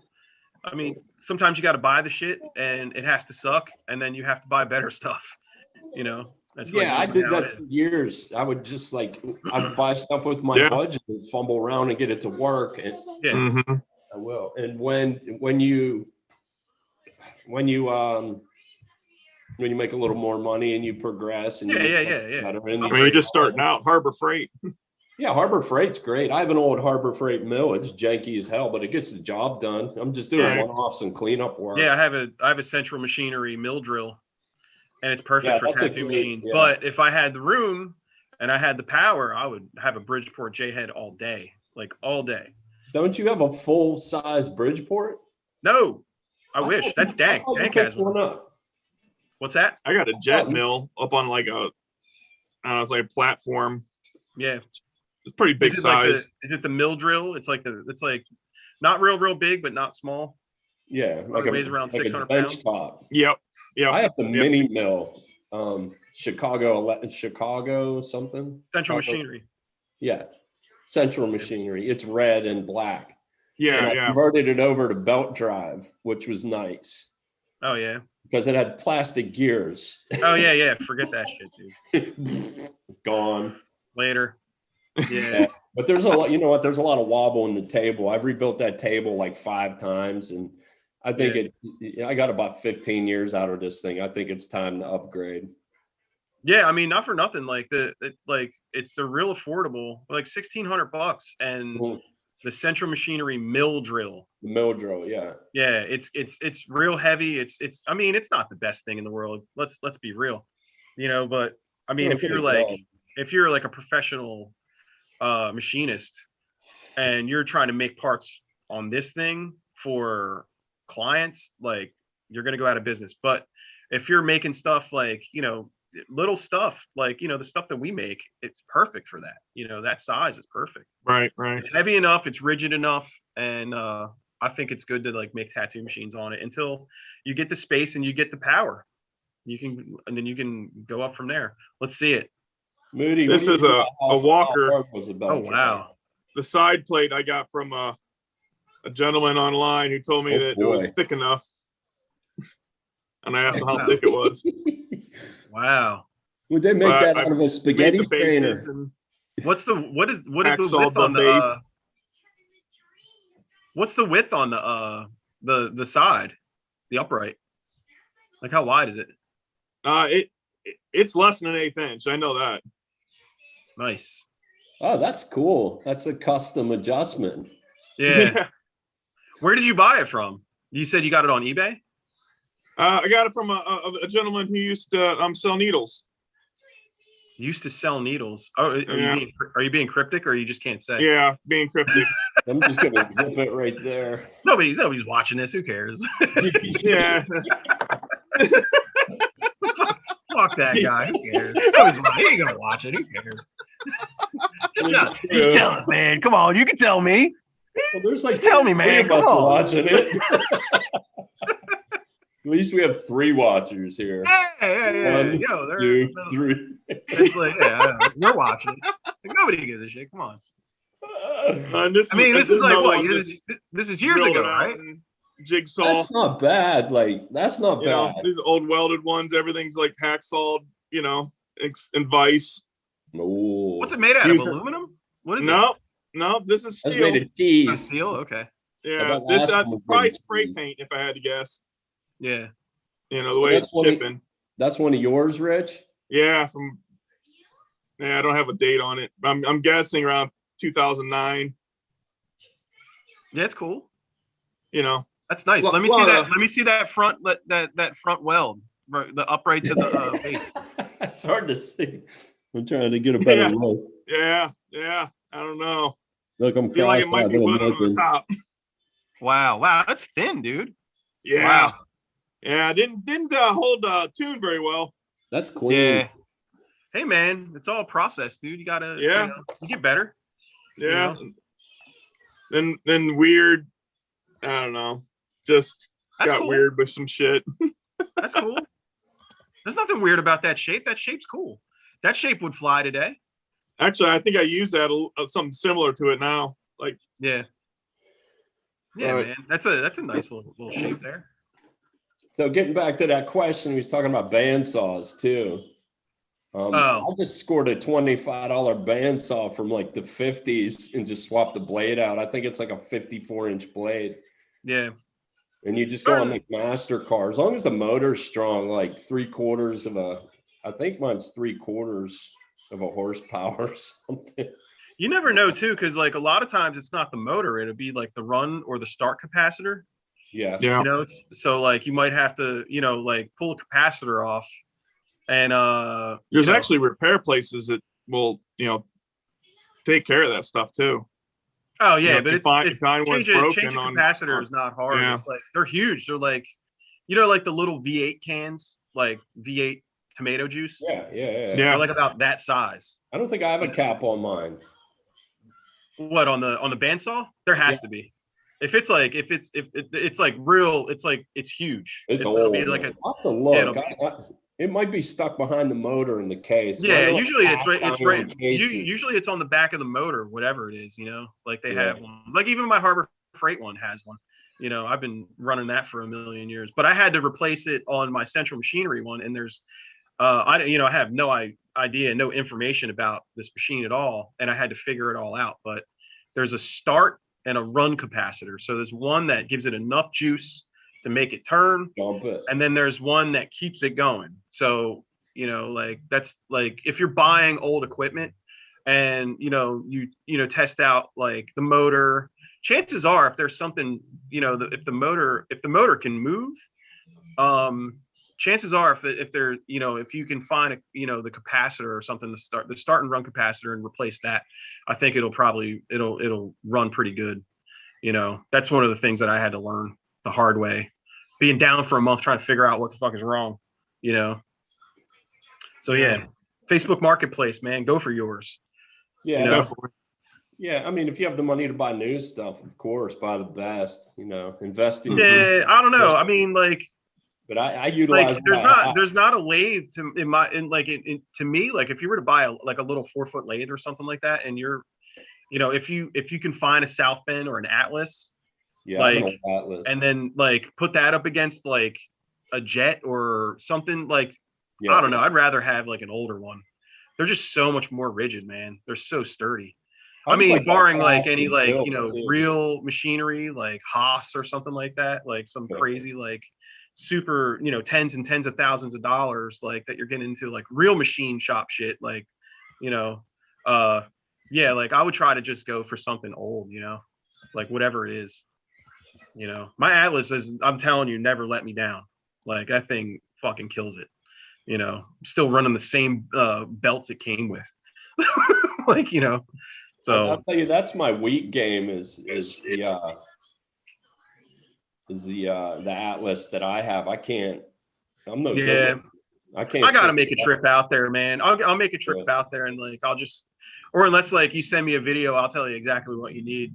I just had somebody contact me, a pretty high profile builder, because he saw what I was doing with my Atlas. Yeah. And not to be all like that, because I know that sounds super pretentious, but like, I mean, I've been running mine for a while. I kind of, what's that? What's that? I don't know, because I'm super pretentious, maybe. Well, like, somebody hit me up because I run mine a lot, like, and I make a lot of parts on it. And he was like, "Oh, what would I need to do to get it running?" And I just laid it out for him, like, "I'll do this, this, and this, and you'll be straight." And I never heard from him again.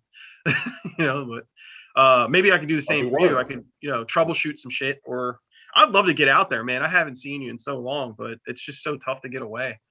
Yeah. I mean, there's a lot. All three of us have so much going on with family, houses, tattooing, building machines. Yeah, doing this, like it's tough to find the time, man. That's the mayhem. Yeah, absolutely. I mean, and it sucks sometimes, but there's a lot that we miss out on. Yeah, I enjoy it.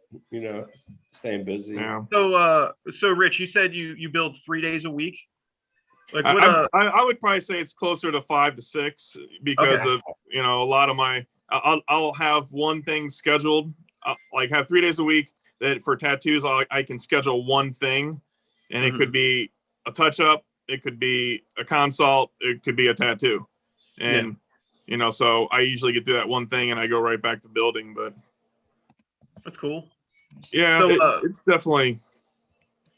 When you're building, like, do you focus on like one process at a time, or is it just like one machine at a time? When I'm doing themes, it's almost weird. I get to the point where I'm almost obsessed with that theme, and that's all I can think about, and I'll just do that one machine.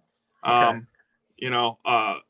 then I'll sometimes powder coat bolts and A-bars and stuff like that, or sometimes do epoxy stuff on the sides to kind of. I did a John Wick machine where I put a pencil actually in the side plate. Okay. Then I clear coated over the whole thing, so you're still able to clean it and everything. I mean, that's right. Yeah. That's where it's fun for me. But it definitely, it takes a lot of time. Oh, for sure. Yeah. And a lot of energy. I remember Tone was saying, like, I think he works on one machine at a time. Or something like that. Well, sometimes I'll do everybody has different processes. That's why I asked. Yeah. Like I mean, there'll be times where if I do a run of the same thing, then I'll, do, steps and then build them all like a production type thing. But like the Kingpin stuff I definitely do in steps, And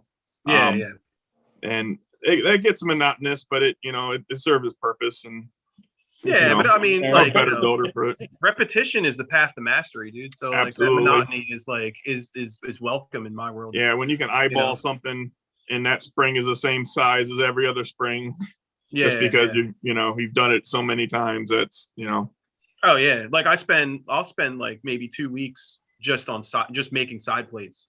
Or yeah, I'll spend 2 weeks making coil cores or 2 weeks making like front and back binding posts and stuff.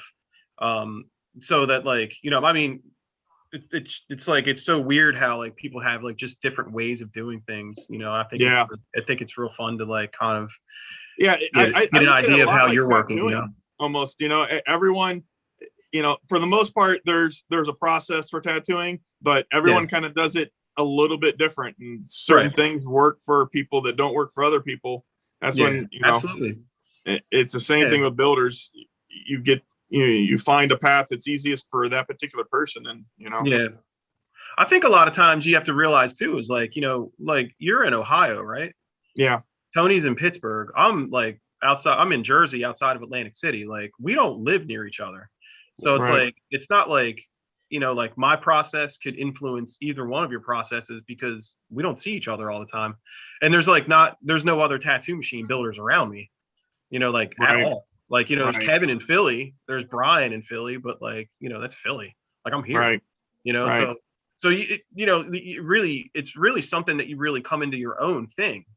When you're doing it, there's no like, I mean, I'm sure there's like, obviously there's like seminars you can take, but like to sit down with another builder, you're like very, very lucky, especially in the beginning, to like understand exactly what to do, and not have to like, it's a lot of trial and error too. It's a lot of, let's see what this does or what's this do, and the beginning of Blood Money, I was very fortunate. I was building with a guy, Brandon Smith.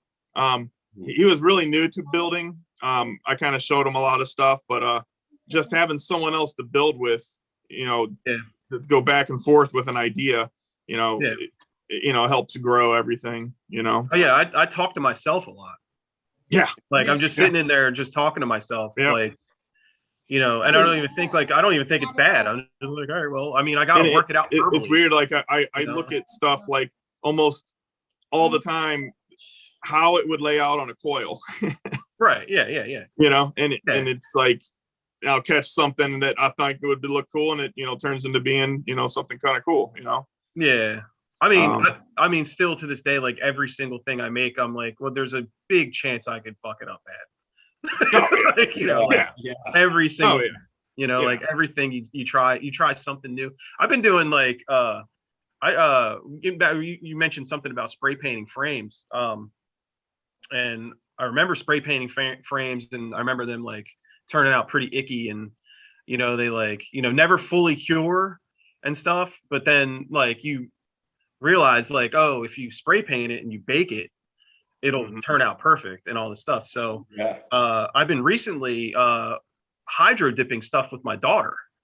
So she watched like a YouTube video on how to hydro dip stuff with spray paint. And clear coat, powder coat over it. And it's exactly what I did. Yeah, exactly. Hold on a second. I think I got one.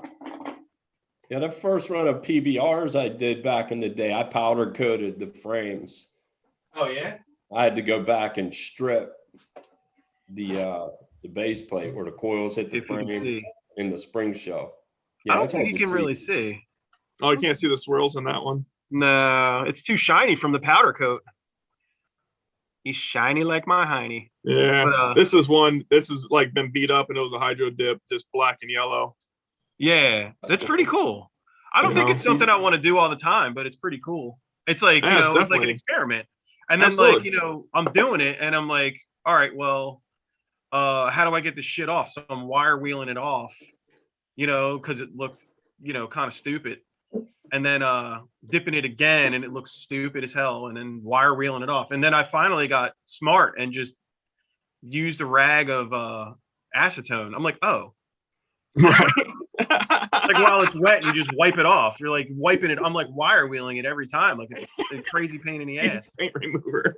And I'm like, oh. Wow. Like, I'm just like, I'm still learning how to, stuff, But it's fun. You know, a lot of the shit is cool, you know, and trying to come up with different finishes and yeah.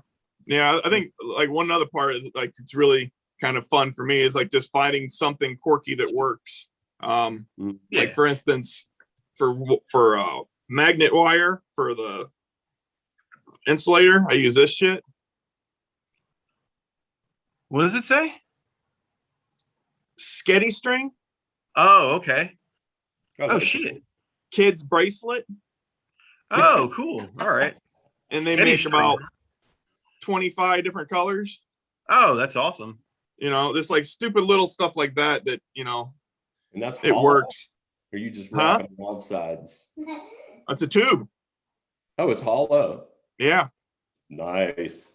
And it's weird exact size. Oh, wow. For I'll be what? borrowing that. 24 AWG? Sketty string. Where's my pen? Yeah, I know. Oh no, I'm serious. All three people like that are $1.99 watching a this roll. they're just Googling it right now, dude. Like ordering it I'm off of gonna buy Amazon. stock in Sketty string right now because everyone's gonna hit it. We're giving away all the secrets, man. Yeah. Sketty string secrets. You gotta watch out. Yeah.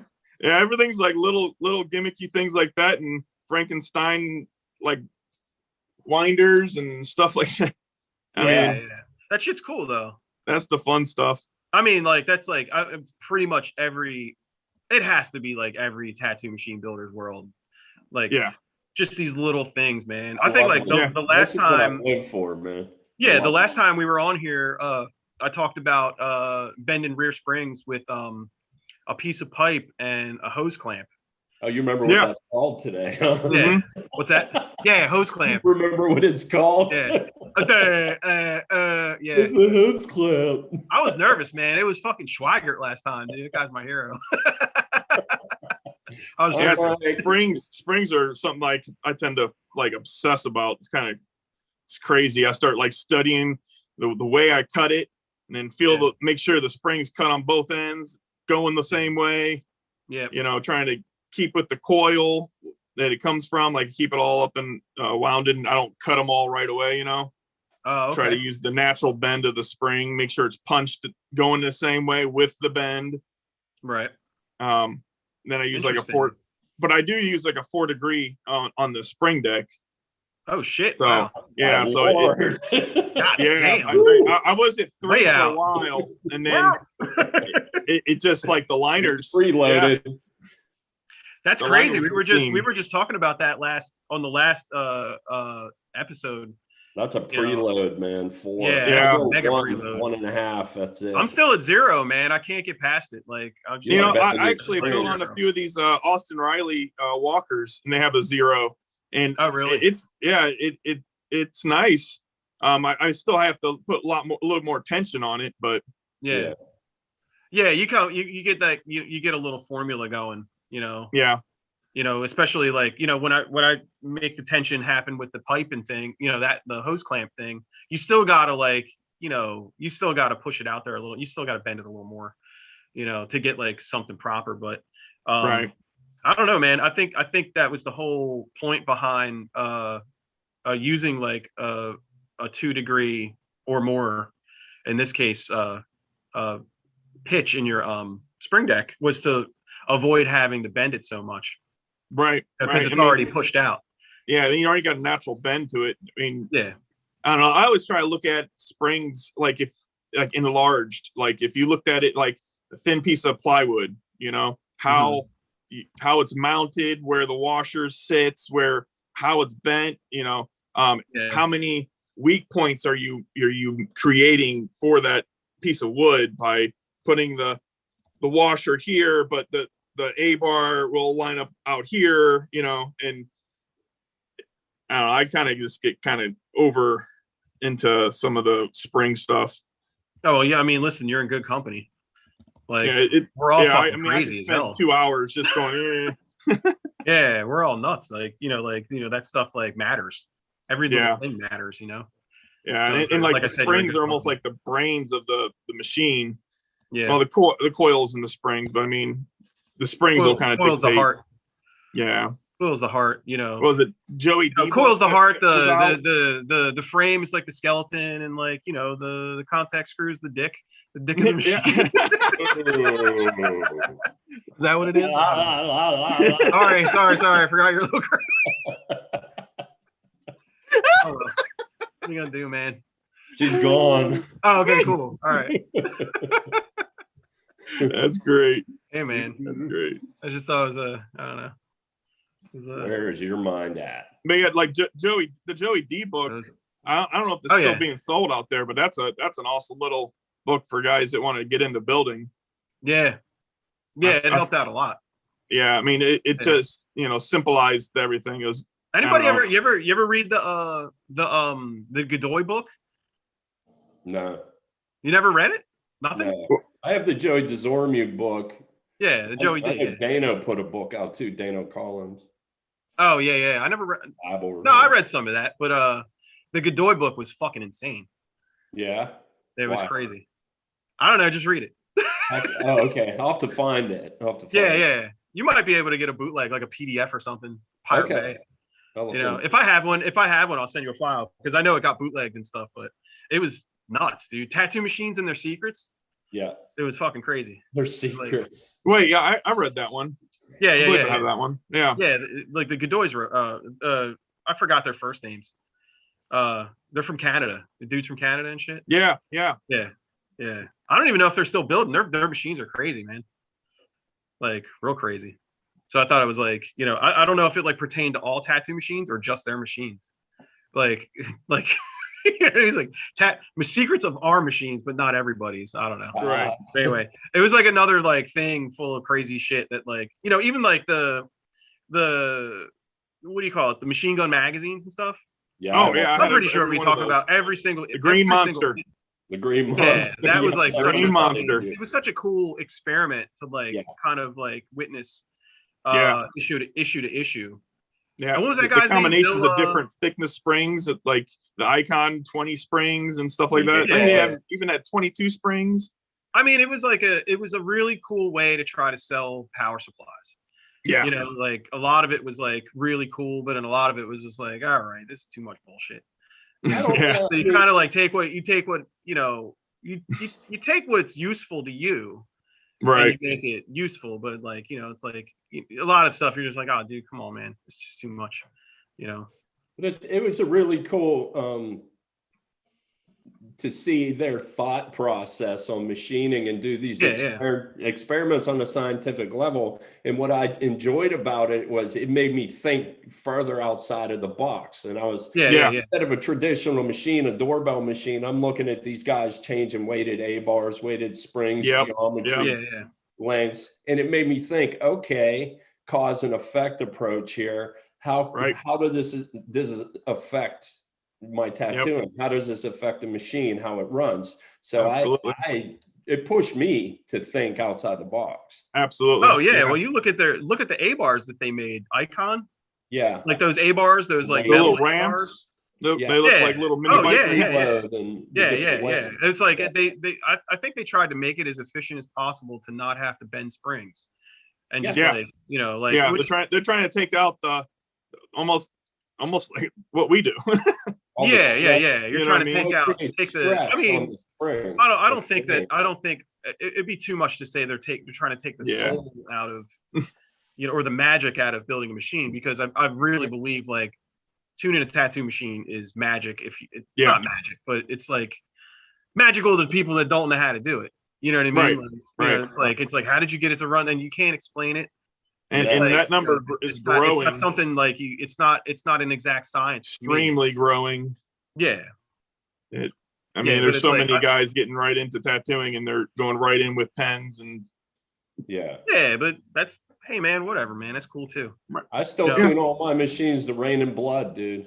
I'm not kidding you. That's amazing. You just hear that there's just something in the hum. It's always caught my ear. Yeah. When I first started building machines, and they run well for me at like 6.9, and then so I don't know. That was a big factor for me with tuning machines. Is like, you know, I was fortunate enough to be able to like related to tuning a guitar.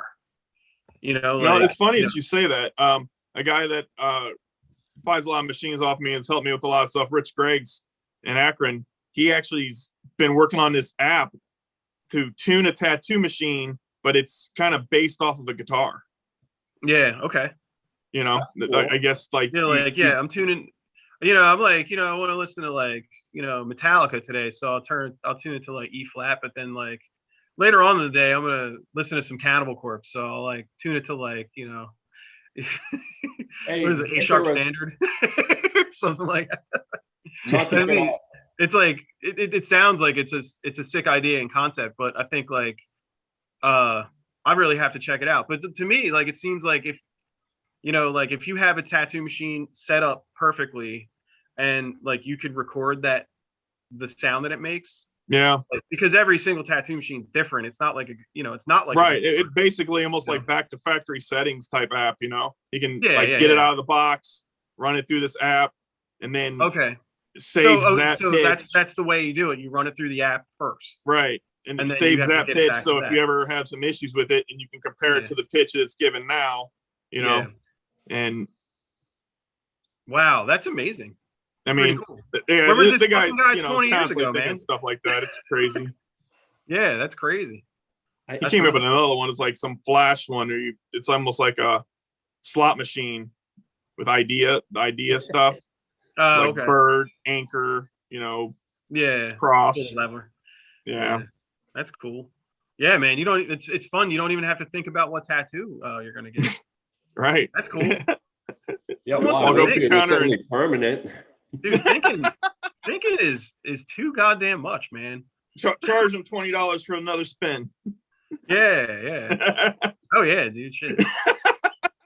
Yo, listen, like, you know, like I'll tell you right now that the gumball machine thing, Yeah, like that shit's huge now. But yeah. I mean, I started doing that shit 10, 12 years ago, Wow. and Yeah. nobody was doing it.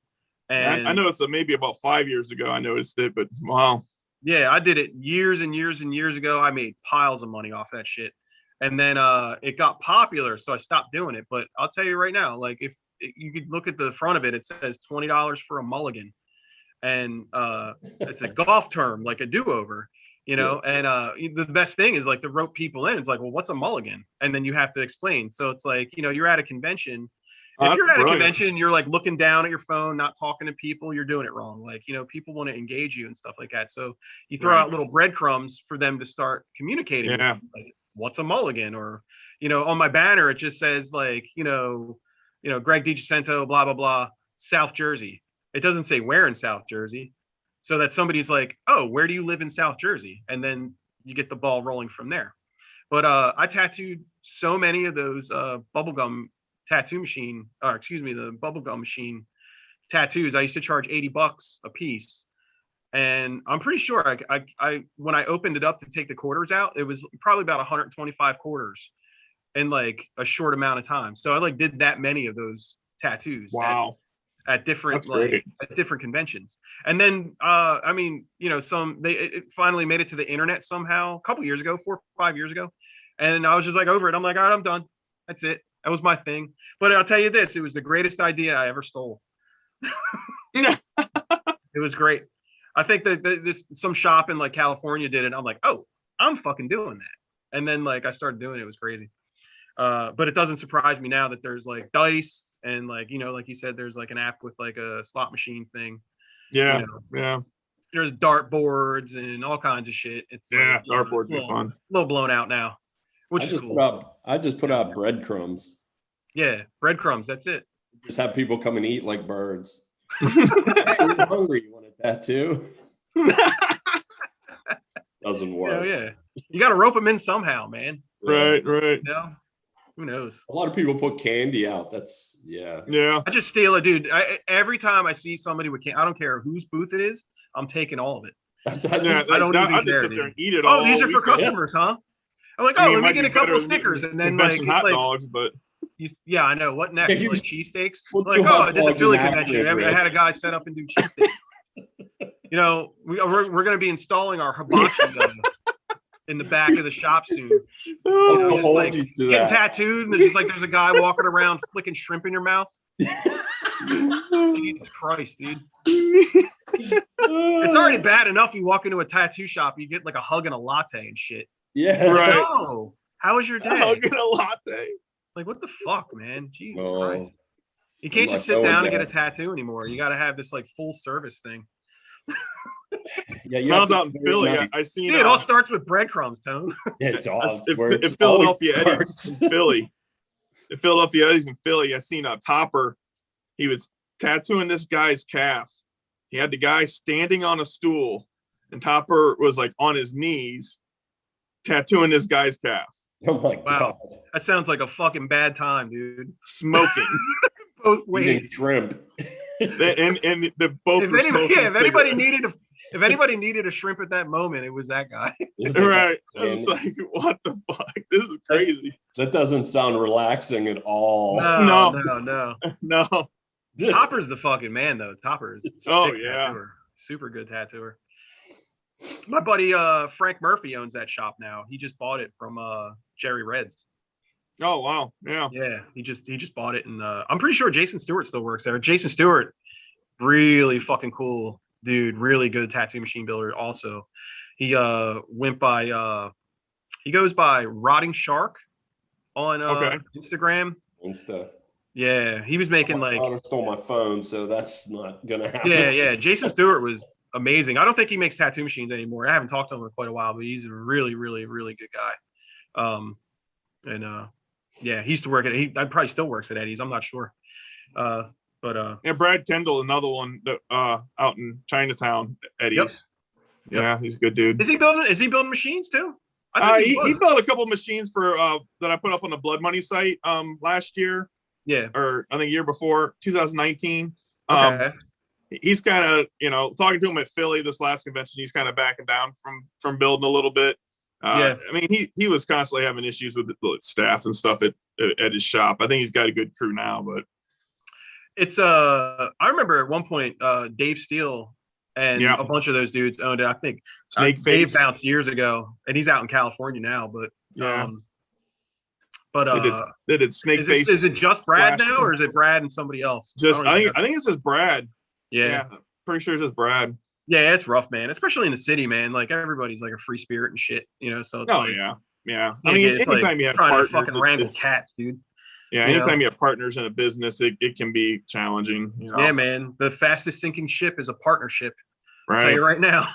Yeah, I mean, I've like working for my parents, like they showed me how hard you had to work to get this shit done, Yeah.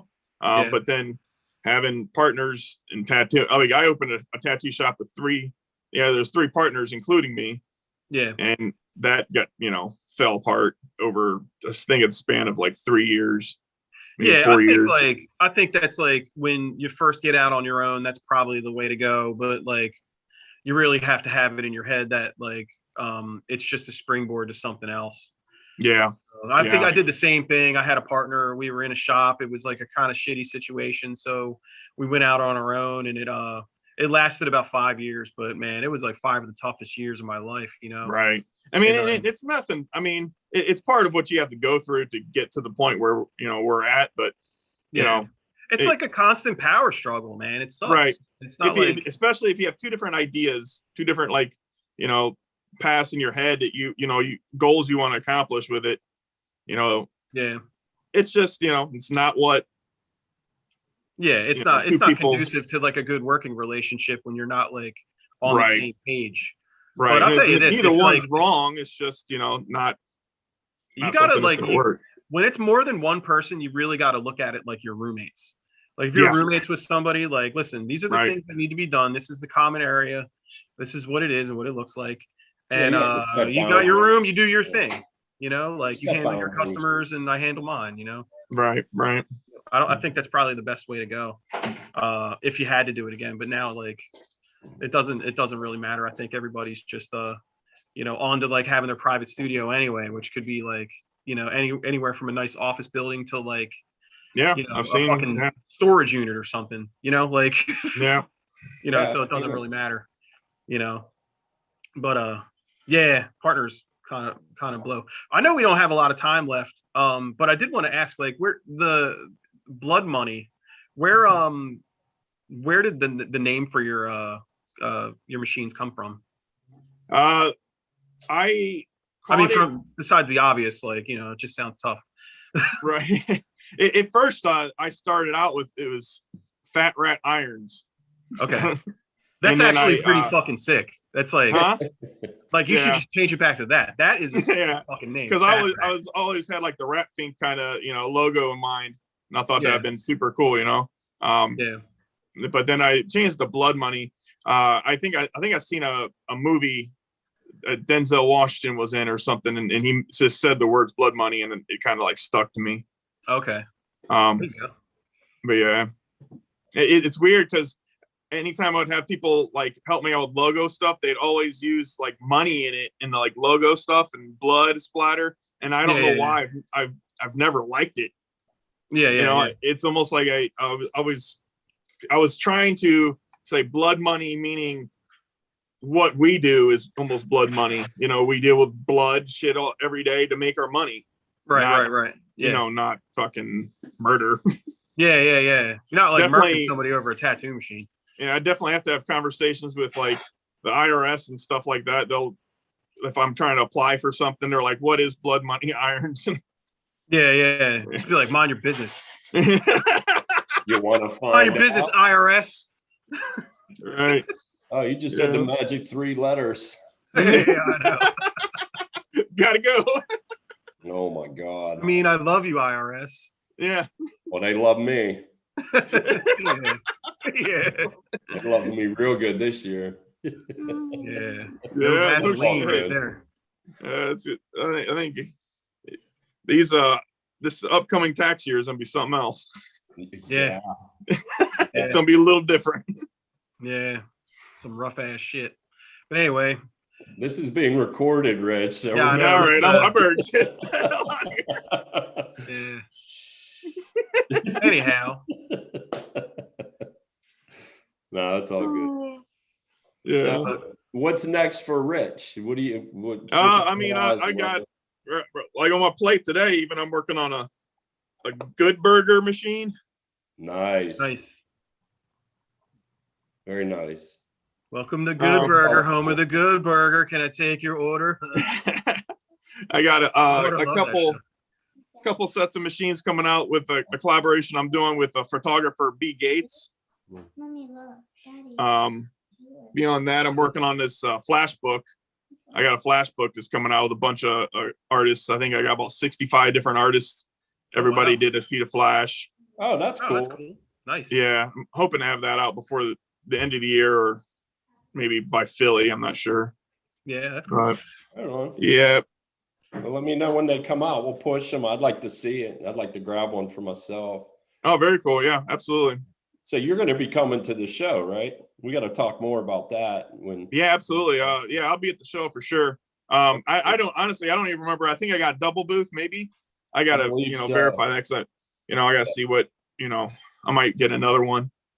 Yeah, we should. Yeah, I'd like to do something with it, man. I mean, I've been wanting to do like a builders gathering at my shop here. I mean, I got an old recording studio and then like 3 offices Yeah, and then the garage connected to that with the machine shop in it. that's you awesome. know, Oh, cool. So, and that's connected to the tattoo shop. Wow. So, I mean, I got kind of like the room, and there's lots of hotels and stuff around, but that's cool. yeah, I'd love to do something like that in the future. Yeah, that sounds cool. Let me know if I could help or join in anyway. Yeah, absolutely, man. I Yeah, have an definitely do idea. something with Akron. I have an idea for a machine with Akron. I'll get with you. If you're doing laser cut, we should talk. Okay. So I don't want to say it on air, but Yeah. yeah, we'll get together and talk. Yeah, I but think let's it'd talk be- about the IRS instead, though. Yeah, we can Let's talk talk about that. About that. Let's talk about IRS about the instead. 900,000 machines you sold cash last year, Greg. Yeah, right. You mean the one a month that I sell? Like, get out Yeah, of here. that's about right for me. Yeah. I made a lot. Yeah, I have Well, to get I back made on some. it. I don't think I made a lot. Anyway, that's another story. Yeah. Anyway. I didn't make any ever, never, none. No. I mean, I make them. I don't sell them. Right. Yeah, that's it. I just have I them. hide them in the walls. Yeah. I eat them. Yeah. That's how I survive. Yeah. All right, Real. we got about 5 minutes left here. Actually, we ran over a half hour, which is fun. It was just too fun. So Did we? How long was it supposed to be? 10 to 11:30, we usually do it. Oh. Maybe Gabe That's fell okay. asleep. What's up? I said maybe Gabe fell asleep. Yeah, I don't know. Lauren's in here. Yeah, Lauren's up in here. Seeing Greg. Oh, I just got a green light. That's weird. I don't know what that is. You guys ever have shoulder issues much?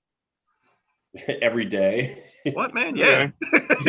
Okay, cool. So I'll make sure I'm not the only Went one. into a chiropractic channel. Let me tell you something.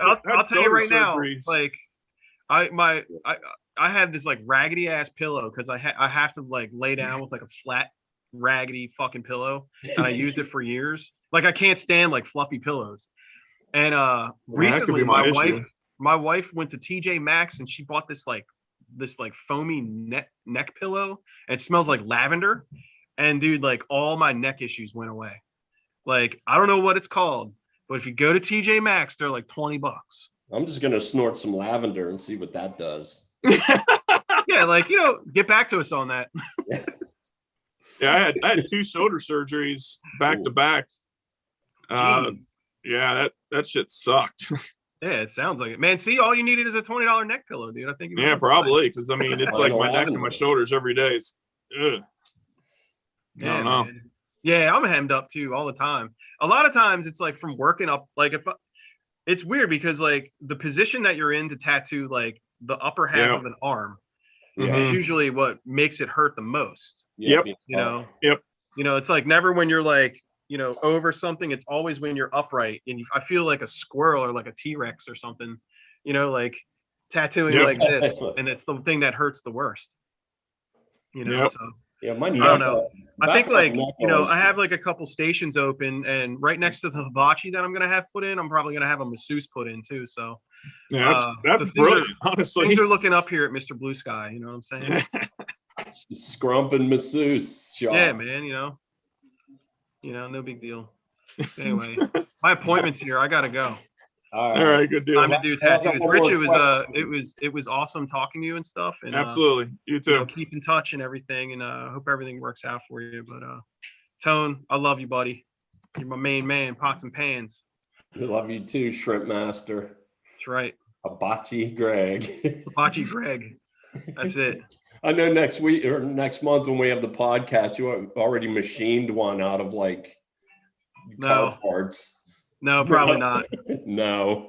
Probably not, though. Hey, Rich, thanks for coming on, man. I appreciate it. Oh, no problem. Thank you. It's good to talk to you. Feel free to come on with us anytime, man. All right. Yeah, sounds good. Yeah. The more the merrier. Yeah, if we end up having it, if we end up doing it more than once a month, we're probably going to have some redos or like revisits with people. So.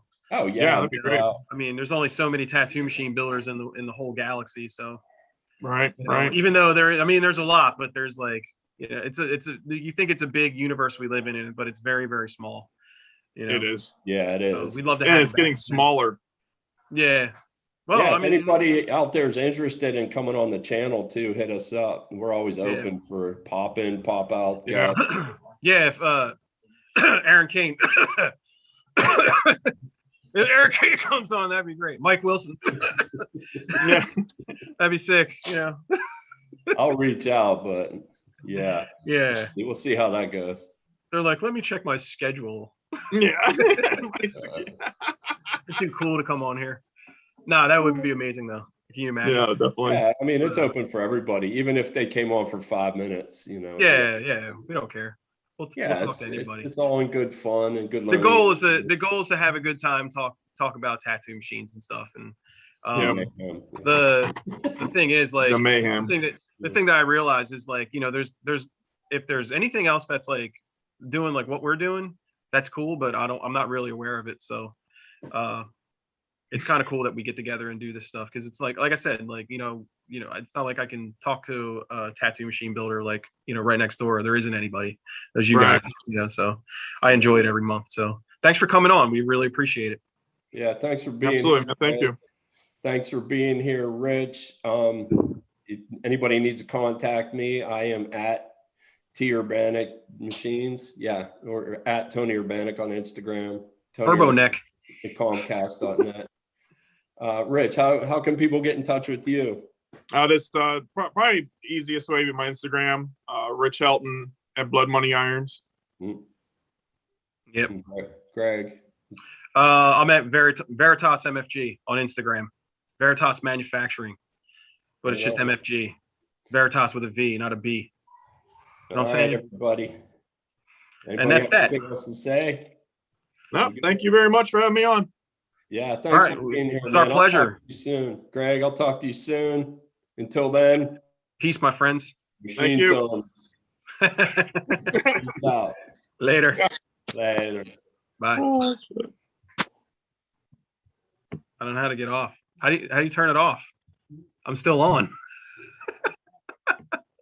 Okay, bye.